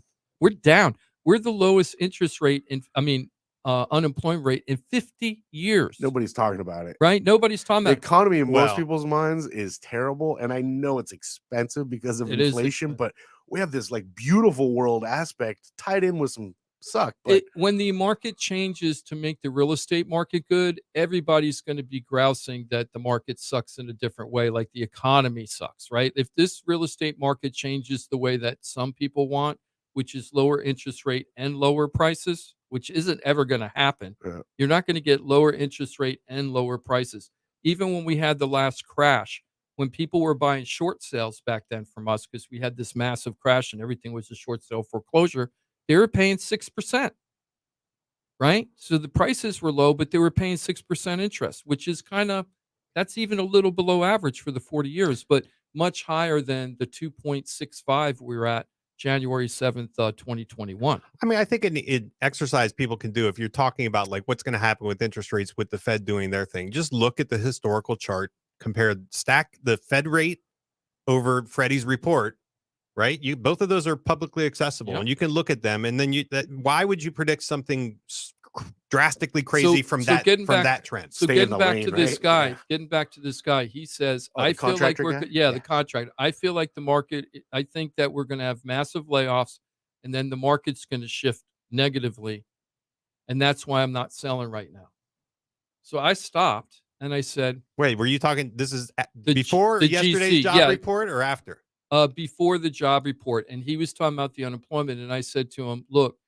And I just wrote this to another guy on the 21st of January. Somebody on Facebook was listening to one of our reruns, and we were talking about similar vein, and he was talking about that we all sounded like like the people in 2007 that were saying the market wasn't going to crash, and that we were people back then were justifying why we weren't going to have a bubble that popped. oh, that was And the then most the bubble obvious popped. bubble. It was though. so obvious. Yeah, it was an So- obvious bubble. Hold on. If it was that obvious, then why were the experts out there saying it wasn't happening? Well, and there they were a lot of them out there there were a saying lot that were saying it was going to crash because this is what happened back then in 03 to 07, 08. I was going from a transition of newspaper reporter to full-time investor, right? Right as we're getting into So the I had fog a of mirror, foot. get a I load had and a stuff. foot in both worlds, right? I was doing both at the same time. So this is what was happening. I was writing news stories, and then at night and on the weekends, I was flipping homes, right? Working on homes and fixing them up and selling them. So I started getting a lot of friends that were investors, and the investors knew I was a journalist. So when we got to when it was 2005, right before Wilma, I was saying to my friends, my invest friends, this is unsustainable. People are fogging a mirror and they're getting a loan. This is crazy. I had a lady that was working part-time making $14 an hour and she was qualified for $1 million loan. Okay. I mean, it's ridiculous, right? It was ridiculous. So I said, this is unsustainable. This got to crash. And that's what the media was saying. Most of the media was saying that at the time. You probably don't remember. I was in the media. So what happened? I was in the housing market. So I was buying a home. But what in happened? 2005. So what happened? Now the mortgage people, I gotta be honest with you. Even my mortgage guy. Oh, take this loan. Don't worry. It's no, because I did a no doc, right? Take this loan. Don't worry about it. Everything's going to be great. And when the interest rates start going up, just refi. Don't worry about it. Just refi, right? Yes. That's what everybody was saying at the time. Take the low lock-in rate. Don't even worry about the real rate that you're going to be paying. Sure. Well, just refi. But then the market shifted for unemployment. But that's a logical step, right? You're Right. like, oh, if things go bad, we'll refi, we'll lock in, right? It just felt like, that's what we're going to do. You don't expect the bottom to just get sucked out, right? And the reason why, hold on. Nobody expected the bottom to get sucked out, but also the refinance is dependent on the value of the home. Right. And so people thought, okay, will the home prices keep on increasing? How could they go down? Tim? That was the problem back then. The people that didn't read the papers, that was the tough part. They all thought it was just going to go and go and go. So this is what happened when it started changing a little bit. Wilma hit, and then Palm Beach County bubble popped, right? When Hurricane Wilma hit, right? Then all my friends started coming to me that were investors going, you media people, you're causing this bubble to pop. You're creating a self-fulfilling prophecy. You're saying things are bad are going to happen, and then everybody gets scared, and you're making it happen because you're scaring everybody. And I was like, no, we're using the statistics that are happening in the market, and we're analyzing them, and we're giving you information to use to protect yourself. If you don't want to hear it, that's your problem, right? Yeah, and they there's told also me I was something crazy. to that And as then well, it crashed. Not in that case, Mike. We had the worst crash in the history of the United States real estate market since the Great Depression. Okay, so when the media is out there saying this is a bubble, it was a bubble. Yeah. What wouldn't have stopped that bubble? Because the reason why we had the bubble back then, it wasn't that the biggest problem was the crazy mortgages that people were able to buy, right? So everybody turned their 401k into flip money, right? That's what people were doing. They were taking their 401k money and used it for flip money to buy a flip home, which was crazy. Now, the reason why I don't think that's happening right now, so getting to today's market, okay? Where is the crash coming? Okay, the mortgages, you got to give a pint of blood and a DNA test to get a mortgage in today's market. It's been like that since the crash, right? Since that crash back then. It's very difficult to get the market. So far, the mortgage industry has not come up with crazy mortgages to deal with the problem. I was afraid when the interest rates got so high and so many people were not applying for loans that the mortgage companies would get creative again and start doing the no doc loans and pushing it hard, right? Non-conforming loans, pushing it hard. I'm not really seeing that, thank God. But the arms are available, right? I mean, they kind of always have been, haven't they? But you have to qualify. The big difference, you have to qualify on the worst case rate type That's of thing. Adjustable rate mortgage. Yeah, so like if you're on an arm. interest only loan, or you're on a teaser rate, you don't qualify based on those rates. You qualify on the kind of And the back fuller, in the day, if fuller you rate. got a Yeah. 2% interest rate locked in for 2 years, and it's really a 7% interest rate for real, back then you could qualify for the 2 and get in. Now you got to qualify for the 7 and you get the 2. Anybody remember the pick a payment? Yeah, option? I had that. I had that. Yeah. That's the loan I used, was the Sure. pick a pay, Yeah. right? Which is crazy. That kind of mortgage was crazy town. You could either pay less than what you're supposed to pay every month for the normal 30-year mortgage. You could pay the same amount that you're supposed to pay for a 30-year mortgage, or you could pay more than what a 30-year mortgage normally would pay. And you get to choose every month what you want to do. And then there's some that you just only pay an interest, right, for so long. Interest only, Yeah, sure. interest only loans. I know. It's a way of getting the payment that is affordable now, but you're predicting that you'll be able to make the higher payment in the future. So you're predicting that your income is going to increase, that the value of the home is going to increase, and you're trying to get out of that loan into a fixed rate, longer term loan, right, when the conditions are right. The question is, are you thinking that the conditions might not be right, and what are you going to do if that's the case? Well, and so let's talk about those conditions right now. Well, but the appetite has to be for everybody, right? The appetite for not only the lenders but for the buyer, it has to be aggressive. It's a great word that you're using, appetite, Johnny, because the question is, what is the appetite in the what's called the secondary market, right? The mortgage-backed securities world, right? The investors world. What is the appetite? Not very good for these because loans that potentially don't not perform, even regular loans. Wells Fargo made an announcement that they're kind of like pulling out of the real estate market. Yes. Right. Even Wells Fargo doesn't want to give out loans. I thought that was very strange. Well, they were so I buying don't them know up. what's They going bought on. mine. I know, but I don't know what's going on with that. That was like a little. I keep keeping an radar on that because I'm like, why did they do that? What do they know that we don't know yet? know At if they know Wells anything. Fargo, you know how I feel about Wells Yeah, I don't know if Fargo, they- I right? don't- I've had Wells Fargo, in my opinion. This is my opinion, but it's like they're a RICO company. I don't think that they're predicting what's happening. I think they're looking at what has happened and the money that they lost, Right. writing loans, right. And so they're basically But- saying we don't want to be in a But we market have, that doesn't but make this money. is the part I don't. But this is what I don't get. Everybody's like, we're going to have a crash. We're going to crash. Well, we have the lowest unemployment rate in 50 years. So everybody's got a job that wants a job. In fact, there's more jobs out there than people for the jobs. So wait, let me finish. I know, but I just want to I'm going to put a skeptical hat on that. This is Well, a don't. jobs Let me- report coming out from the administration. So I'm not saying it's wrong. I'm just saying that you have to put that lens on Mike, it a little bit. that makes me sick when you say that. I And got to be then- honest with you. And let me tell you why. Because, when the previous president was there, and I don't care about presidents. Let me tell you, we don't talk about politics on here because both sides suck. Okay. As far as I'm concerned, they both suck. They're all politicians and they all got their warts and blemishes, and nobody's like God's gift to America, right? They all have good points and bad points. But the president before this, his interest rate, his unemployment rate was the lowest ever. Right. So before this one, Yeah. and they're not off by that much. It was like 3.7 to 3.5. But what I'm saying, this has been going on for a long time. In Obama, we had the lowest, and then Clinton. So we had Clinton, Trump, and Biden all with the lowest record at that point ever seen before. Never seen before. So the thing is, that's all based on the same reporting from administration to Independent, of course. administration. And one thing they all So do that's is why leave I out. think it's real. Every one of them leave out those that are not on assistance or seeking That's jobs. true. We'd be so at it's always 7%. a massively skewed number, and But everybody you got to totally, work with but something. it's nice. It's a good indicator. Things are getting consistent- better, it's but an it's indicator. not It's not 3.5% unemployment. I It's not. totally, It's- I agree it's with 7. that, but it's just like the Freddie Mac rate, right? We use the It's Freddie the Mac same rate every barometer. week. Okay. We use the same measurement so we can figure out where we're at because Sure. you don't want to use different measurements all the time. Of course. So the thing is that we have super high employment. So the only way that we're going to see prices to drop is if everybody just stopped buying and the sellers had nobody to sell to and they had to start dropping their prices. That's not happening. Okay. In other words, inventory goes up.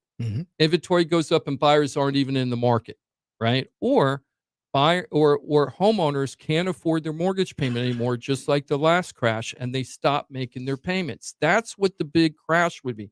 The only Default crash, rates. right? The default rates, which is very closely tied to unemployment in America, right? Because we have the lowest foreclosure rate in the whole world. That's how we got in trouble back in the day because people wanted to invest in mortgages because we were so on time, Charlie. And then we had these crazy mortgages, and everybody lost their religion. I think the big. But big- let me just finish with please. the foreclosure rate. So normal foreclosure rate is 1 to 3% of the houses on the MLS. 1 to 3%. We are at 0.75% right now. We're not even on the scale of normal, close to normal, right? We're a quarter point off the low of the normal. Okay. So where is the crash coming? I don't see it. Now, that doesn't mean we can't have one very fast. Yeah, so there's a couple of things that can push foreclosures, and I think in our state, the biggest problem is going to be homeowners insurance.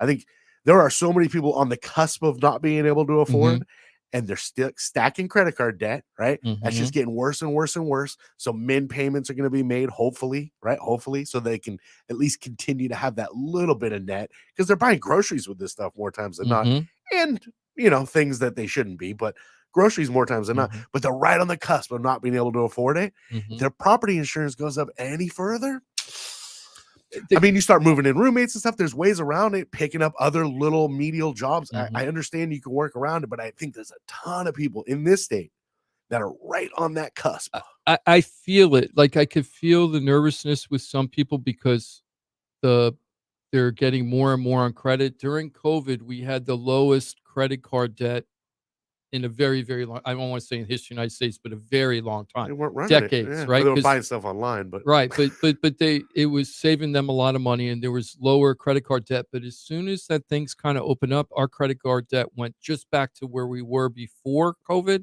and then past it. Yeah. So I understand where you're coming from, almost but $1 trillion now. right now, there's nothing on the horizon. And I'm not saying this because I'm a rah-rah. I'm just saying there's nothing on the horizon I see that's going to make a crash even on the horizon right now for real. So these people that are sitting on the sidelines, and this is what I'm trying to get to, if you're sitting on the sidelines because you think this is a bad economy, you don't even know what a bad economy is yet. And when we get to the bad economy, you might not even be able to buy something. Well, there's two of the four of us sitting here, and I can't speak for Jimothy because I don't know, and I can't even speak for Mike because I don't know. But you I'm just said mysterious. you want to buy a house in the next year. I have been on a constant watch. So long we've Yeah, been so looking. I mean, I know my limitations right now. It's an income strapping, but that's I know my path is there.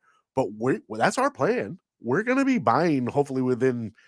We're realistic the next 2 years. It's just a matter of we have very specific needs like you do. I've been thinking about you a lot as I'm going through my searches. But there's two of us that are sitting here looking to buy in the so near future. All right. So that's our viewpoint on a quote unquote crash. What I got concerned going through, because some of the neighborhoods that I'm looking at are in your neighborhood, right? So that's one of in the searches. And what I found out is that I don't want to go into real numbers, but the first number that we started with that I thought the value of your home was going to be, it's probably one digit lower right now. Oh yeah. And which digit though? The first one. Oh. Unfortunately, yeah. I said the first digit. You're not telling me anything Yeah. I don't know. Yeah, I follow. so it. I know you do. So the thing I started thinking about is how is Johnny going to make this work? It was going in my head. I was like, well, the amount of money that he dropped on his house, he could definitely get on the house he's buying. Yeah, it works both ways. Ratio-wise. So it's going to work both ways. But the It's only gonna thing is the even interest out. rates have gone up, so it doesn't even out. I'm still getting beat on it, but there's a plan. Right. And the plan doesn't have in our thought process, we're going to have a crash. But this is right. But this is the thing talking about yours. So Because if we're going to crash, I'm waiting longer. Let's make up numbers. So let's say that you were planning on selling your house for $200,000. I'm just making up crazy numbers, right? So you were planning on selling your house at $200,000. Let's say the interest rates back then were 3.5%, right? And then you thought you were going to sell the house, get the equity, and then you were going to buy a $400,000 house, okay, at the 3.5%. Well, now we're at 6%, right? So now you can't afford, let's say, even with the down payment from the sale, now your house is going to sell for less. So instead of selling for 100, let's say you're only going to sell for 90, okay? And then you're going to buy the new home. Did I say 200,000? You said 400. I don't know why I said 4. I meant to say 200, but well, you let's started just say, with 200. Okay. Oh, okay. So let's say that the 200 turns into 185, 180. And now you're trying to buy the 400, but now we're at 6%. You can't afford the 400,000 with the down payment you have at 6%. That's not going to work. Yeah, well, my numbers. So then so then people give up. But you don't have to give up in that situation. No. What you do is you follow the market like I'm doing, and you find the right house at the price that you can afford at 6%, and you could still make everything work, and you're going to be okay, right? But people don't understand the math well enough, and they're also trying to be too smart for the market. There's so many people that are trying to define what's going to happen in the market later instead of figuring out, can I do this now or not? And they're so negative that they don't even try to run the numbers with a mortgage guy and a realtor to figure out, well, if you were to do this, what would it look like? And I think there's a lot of people that would be very surprised. Seller buyers, the ones that want to sell and buy, or just buyers themselves, can make this market work if they're open.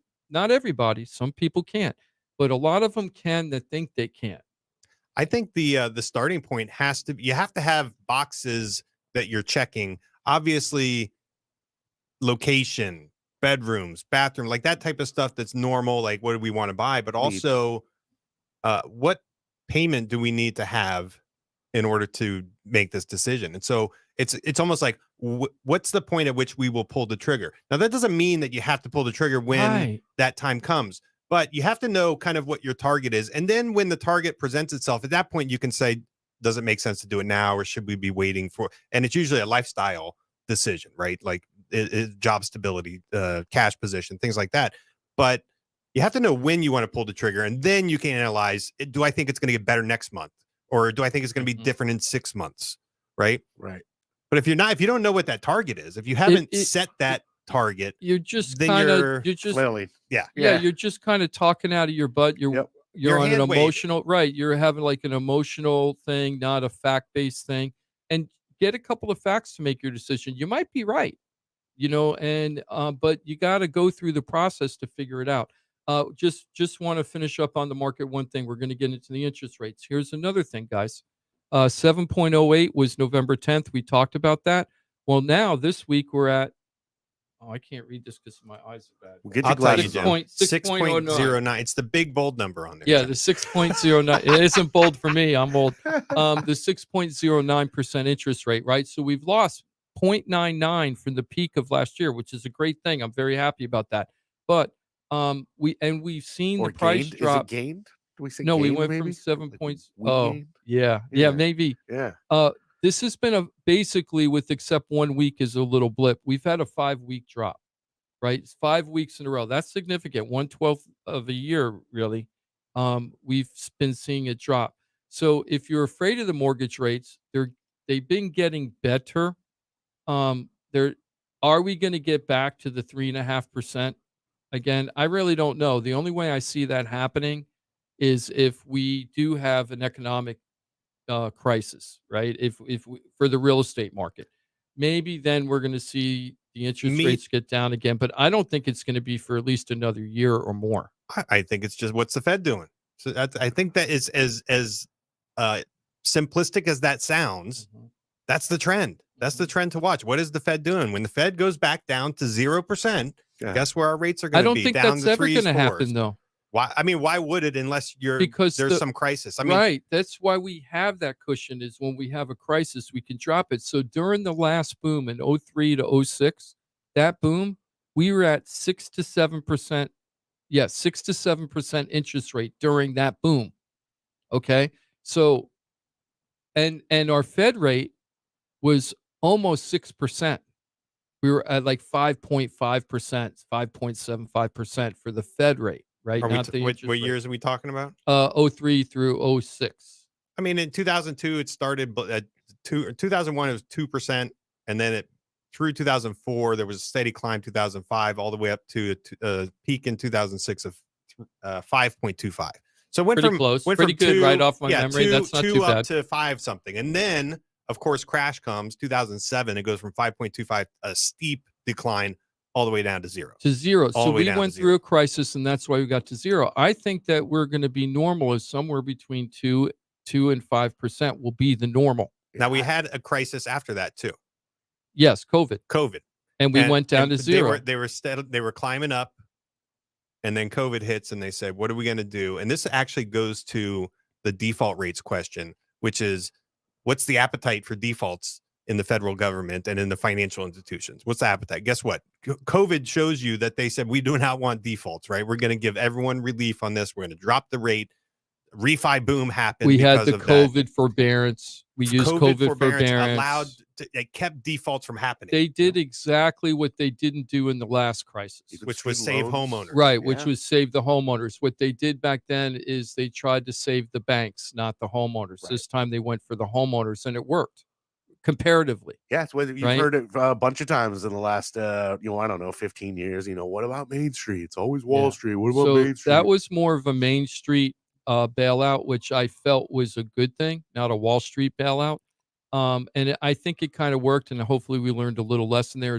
I always feel that when you want to supercharge the economy, you don't give it to the big businesses and tax breaks because they use it for profits. What you do is you give it to regular people and let them spend the money, because that's what they're going to do. As Johnny just talked about last segment, They're going to spend the money. If you give it to them, they're spending it. If they spend it, it filters out to the rest of the economy. And then everybody gets better because that means they need employees to service all the money that's being spent. It's way better to give it to the people. And I'm not trying to say you just give them anything anytime, but when you have these kind of crises, I'd rather do that than give it to Wells Fargo and JP Morgan Chase. Trickle down economics don't work. Yeah, the trickle down I don't believe work. We've tried it for a bunch of years now. It doesn't. I wouldn't even say blanket wise it doesn't work for anything. Doesn't but it's work not like the we want it only to. tool. Right. It isn't the only tool. You could have a little tool there and do a little bit of that and a little bit to the Main Street, give a little bit to Wall Street. That would probably be better. But to say we're going to give everything to corporations and we're going to hope that they use the money in the right way to stimulate the economy. Really, you're going to trust like Ma Bell to do that? Yeah, they pay their investors. Yeah, right. Yep. Exactly. They're going to pay their investors. So my thing is give it to Main Street, let them spend the money. And also it's very egalitarian that way because they get to choose what companies are getting that money. And I got to tell you, I don't know if I disagree with paying the investors. Like from that capitalistic like if I put my head there, I'm like, well, that's what I would do too. But they're in business. People are investing as that business. Like it's all about making money. It's not about making it easy on people. It's just not. Yeah, it's not the way the design is. What's the executive summary? We're going to be okay, probably. Most I likely. think that this year, I really think that unless something happens, buying a house, baby. Unless something happens with unemployment, which then I think would trickle down into default rates. Unless something happens on those two components, I think that we're going to be hovering between 5 and 7% interest rate this year. And that will probably have 3 to 5% appreciation. So these people that are thinking, I'm going to wait, you're going to pay more for your house. What happens with variables that we're not even considering, though? Because I don't know the direct impacts of stuff like this on not only the real estate market, but like financial side. What if we have like massive tensions militarily that crank up? And I know Ukraine. I know Ukraine's one deal, right? I get that. I'm talking about like actual We real. just had a balloon. We just had a balloon fly all over our country. I mean, I know it made news. It happens more than people realize. They monitor that stuff. But all what the time. I'm saying but is the tension like with real, Taiwan, actual military involvement. What happens to all of our markets that we're talking about? Well, does it bolster it? During that, it depends on what type of military involvement. My argument would depend on what kind, because if you look at history, when we had the Iraq War, it didn't affect our economy at all. At all, right? It didn't. We didn't even know we were having a war. Right. The biggest complaint was, what the heck's going on over there? Well, I know the debt counter is cranking, but if you pay attention to that, people were running around doing what they were doing, and they were doing their thing, and they had money, and it wasn't like we were like you couldn't have silk pantyhose and chocolate, right? Or aluminum foil. Remember back in World War II, where you had to actually and you had to actually sacrifice and ration. So does stuff like that spook the Fed, though? I mean, I guess historically is the only way to really look at it, but like, did it spook the Fed when we were in Iraq? Well, we didn't change any of the rates back then. No, we weren't doing anything back then as far as the Fed Reserve even like rate. the 90s when we Jerome had Powell. Jerome Powell brings up the world instability when he talks about a lot of market factors that can affect our economy, and he goes, "There's a lot of instability in the world." I've seen him say that a lot over the last 2 years, and it's been that way forever. And I think that's one of the things. So that might be one of the triggers that could turn into unemployment, which could turn into defaults, like a world crisis kind of thing. Yeah. Inflation didn't seem to do it. So, and either debt, we have massive debt right now. And, 10 years ago, people were like, we got to get rid of the debt. We got to get rid of the debt. And then everybody thought our economy was going to crash. It hadn't crashed. Well, so the European economy seems like it's bouncing pretty much in the right direction. But man, if the military kind of aspect that I'm bringing up is a real world thing, that's very much going to be in their backyard. Are you talking about a global world war type? I'm going like total doomsday type scenario. I'm only talking about like just the impacts financially on our markets here. Because what happens abroad, as you said, it didn't really affect like jobs or anything. I'm just talking about the Fed. I'm talking about like our ability to be able to get money. Does it spook historically the Fed like that?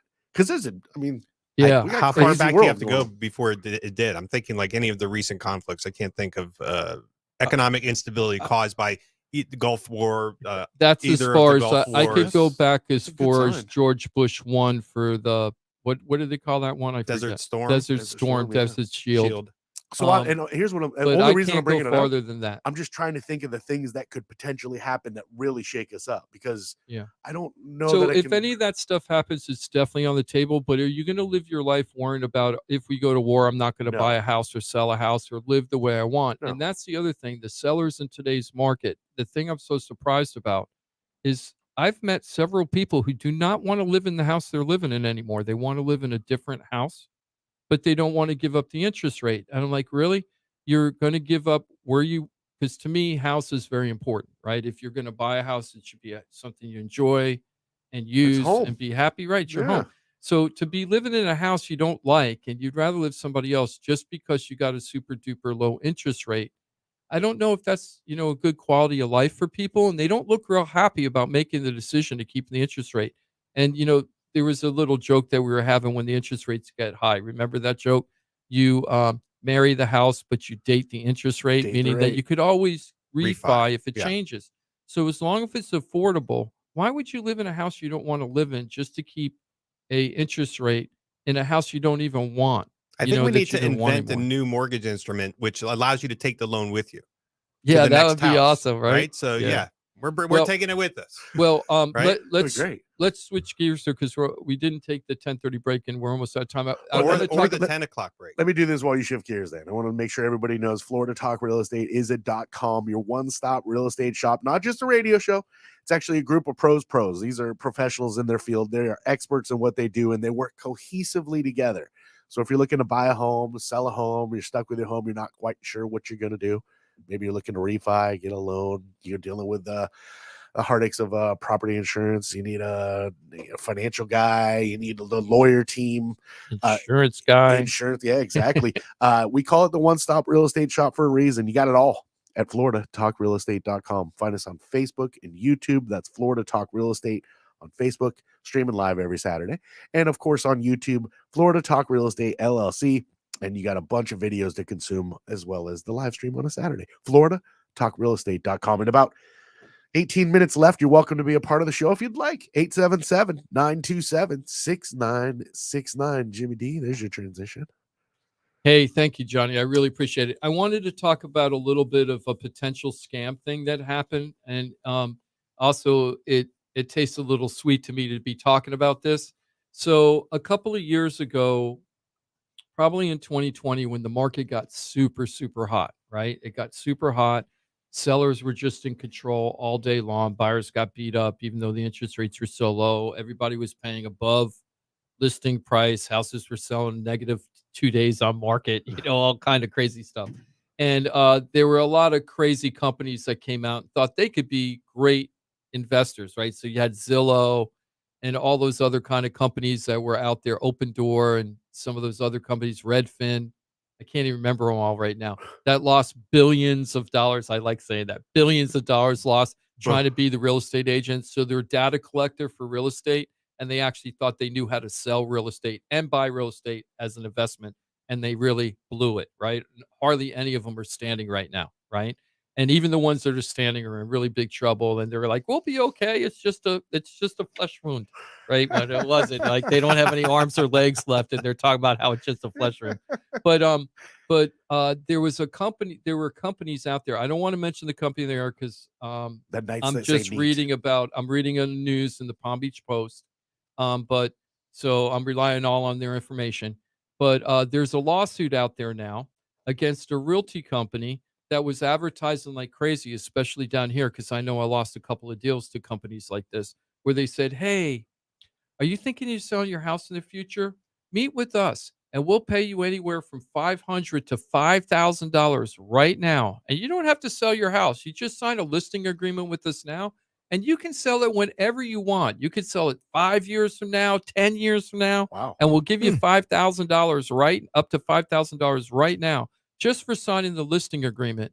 And then when you're ready to sell, we'll take care of it." Doesn't that sound like a great deal? And all these Sign me people up. rushed out, right? All these people rushed out. Well, Free money. well, now there's lawsuits going out because what they didn't understand is what they were signing. It was what the people that are filing the lawsuits against these companies. Free money. Listen to this.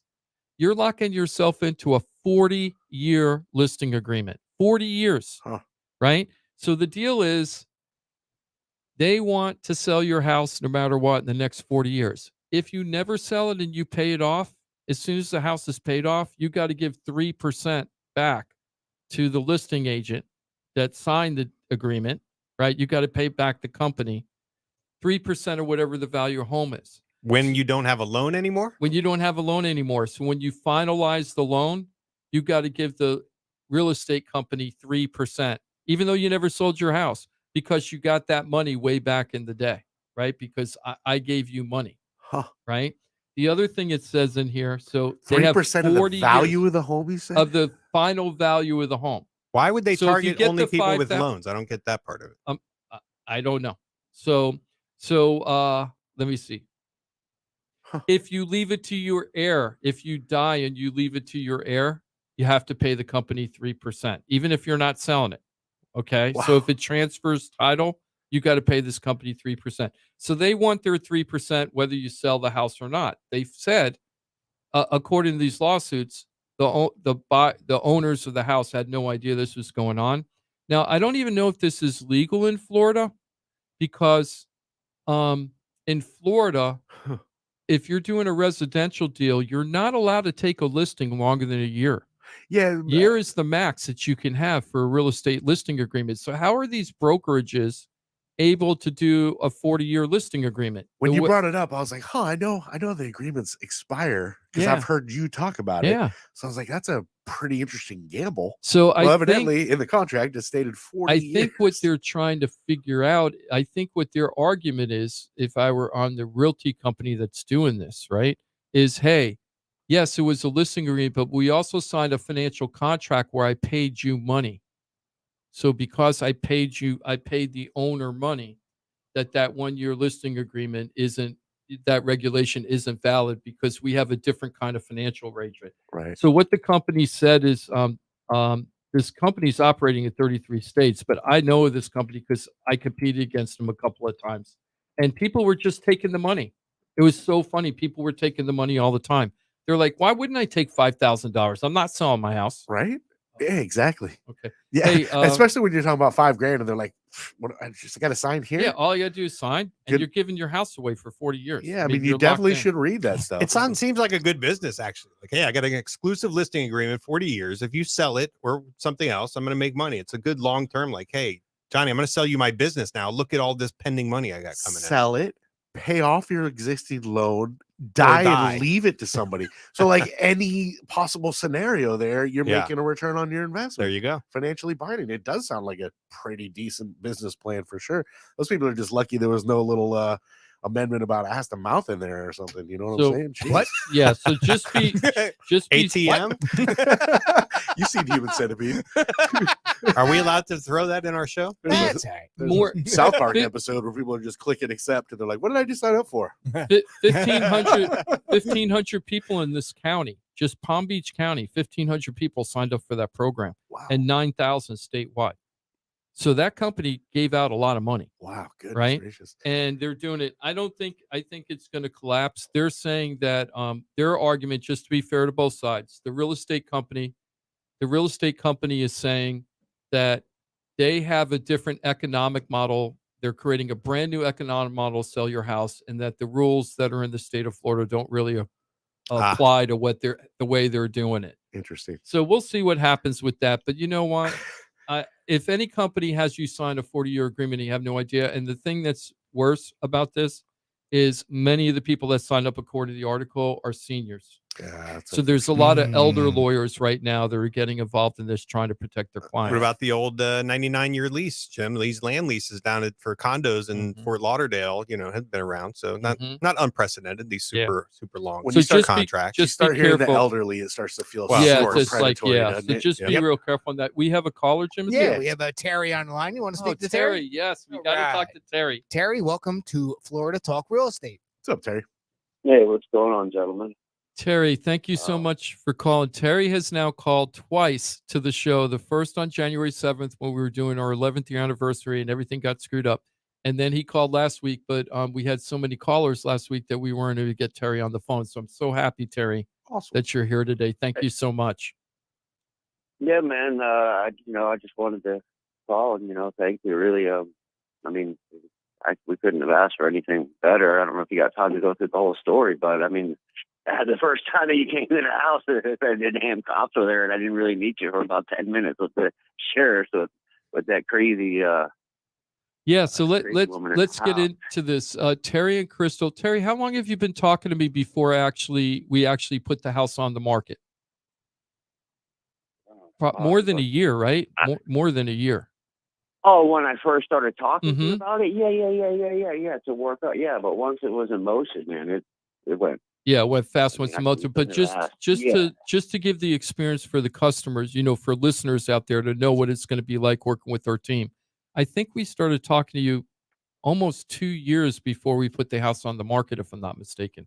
Is that correct? Yeah, because you told me it wasn't. We were thinking about getting redoing our mortgage or selling and maybe doing some moving around, and you said don't do it, and you're right, because our mortgage, we had an $800 mortgage. Oh yeah, that's right. That's right. The mortgage was so low, and they were overall relatively happy there and what they can get on the back end.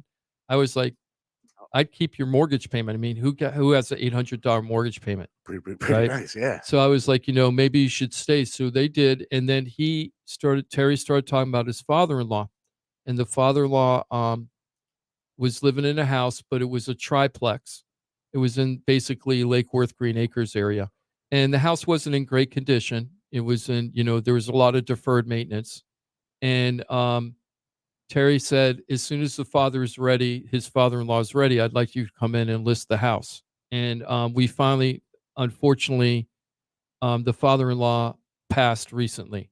So Terry and his wife, Crystal, called, I think it was 2 weeks after the father passed. Is that right? Is that right, Terry? Sorry. Yeah, it was a little while after Yeah, that. it was. No, actually, it was while he was in the hospital because we were trying to work.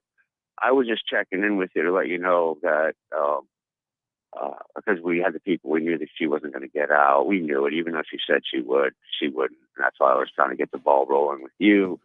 And then, that way we had enough time to go through all the problems and hurdles that, that I thought were going to hold up the whole thing and it was going to take forever. And I think the whole thing was done in 40 days. I think from the time we actually sat down to sign the listing agreement, I think it was 40 days or less when you got the check. It was less. Yeah. Yeah. I think it was less than that. that. Less than that. So this is what happened with Terry. And I have a funny story. Terry gave me permission. Okay. So I'm going to tell that. Yeah. Do you mind if I tell that story first? And then I'll tell you what the results were. Yeah, go ahead. So Is this the cat? Yeah. No. Oh. Okay. So Terry calls me up.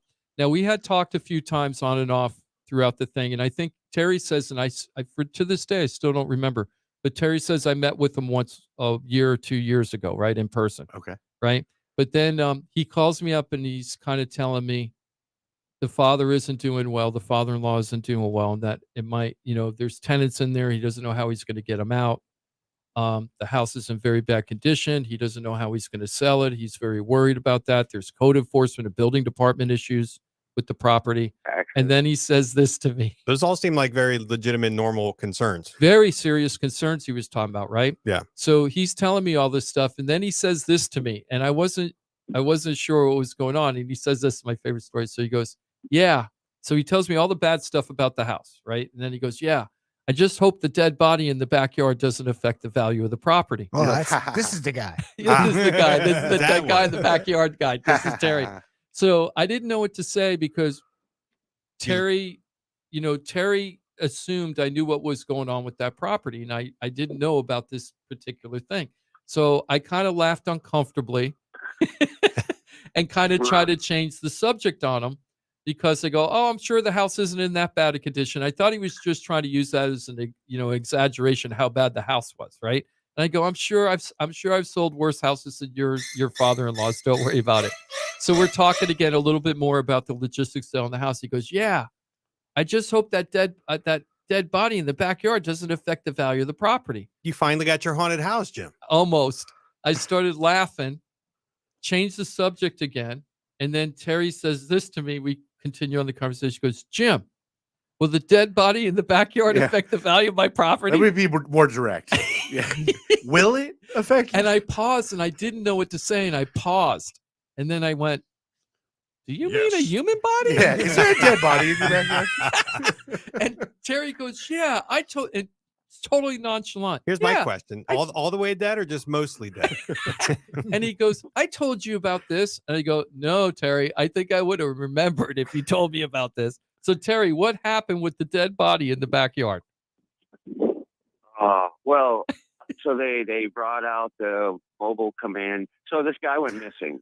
And there was actually a woman that was staying in the back of the shed. That was it was a code violation. Well, the guy, they went looking for the guy. One thing led to another. The police tracked him to that address, to the woman in the back, and they brought out the whole sheriff's everything out there. They dug him up. They got rid of him, and they said you can go ahead and bury it. In the meantime, while that happening, I don't know if you ever smelled something like that before, but it's disgusting. Yeah. But it put him on under the eyes of the code enforcement, and then that's when all those things. And that's when the building department code enforcement came in, because there was some illegal structures there and things like that. So so he was really worried that it was in the news and made the news. The sheriff's office out there with the cadaver dogs and everything. It was kind of crazy, right? So he was wondering, was it going to affect? Well, in Florida, there's no effect because you don't have to disclose anything like that. And the body was gone. If the body was still in the backyard, that would be illegal, and we would have to disclose that. So they had exhumed. Yeah, they exhumed the remains. Oh, wow. Yeah. So that was the first time when I got off the phone, that conversation with Terry that day. I walked out in the office. I go, I just had a conversation I don't have every day. And all the realtors were buzzing about this. Oh, my God, I can't believe that. So we only got like 2 minutes, Terry. So I wanted to get into the success story of what happened. So then Terry had a lot of things. We had to evict people, take people out of the house. We had building department issues, code enforcement issues, but we needed to sell the house fast. So we went out to the We Buy Ugly Houses company to see if they would pick it up. They gave us a number. The number wasn't bad, but Terry and Crystal really needed to make a certain amount of money on the house for their personal finances. It was a little light. So I said, yeah, well, let's just put it on the market, see if somebody else out there will do it. But we have to be really careful because there's a lot going on with this house. And during the inspection, we can have them walk away. Right.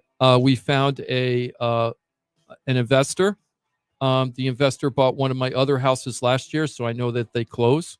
And they just called us. I didn't call them. They just found it.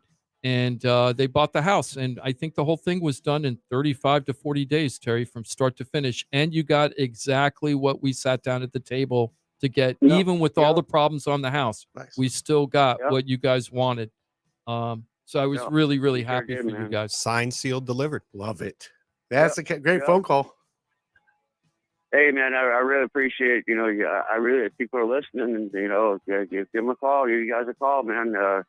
I thought I was in a no-win situation, and boy, was I wrong. And, Jim turned it around to a win-win. So. And they're paying off their house. So now they're going to have a zero mortgage. So forget about that $800 a month. Zero mortgage now. They're paying off the house with the money that they got from the sale of that house. God bless. God bless. Congratulations, Terry. Thank you very much for putting your faith in the team, and glad you got an awesome result there, my friend. Thank you, guys. Thank you very, very much. All right, buddy. Have a great rest of your weekend. Thanks for checking in with us, and thank you for being with us on a Saturday. It's every Saturday here on Real Radio, 2 hours of infotainment. We push you right up to the locker room. That's Greek and Joe and Jimothy. They're going to squeeze out a sports show for you, and hopefully you are planning on sticking around. I'll be listening.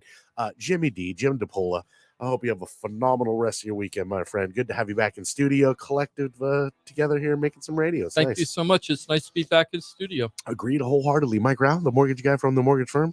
Nice to see you, my friend. Have a good rest of your weekend. Felt great to be back. Thank you. Great to be back is right. Thank you for being with us, Facebook, YouTube, and of course on Real Radio.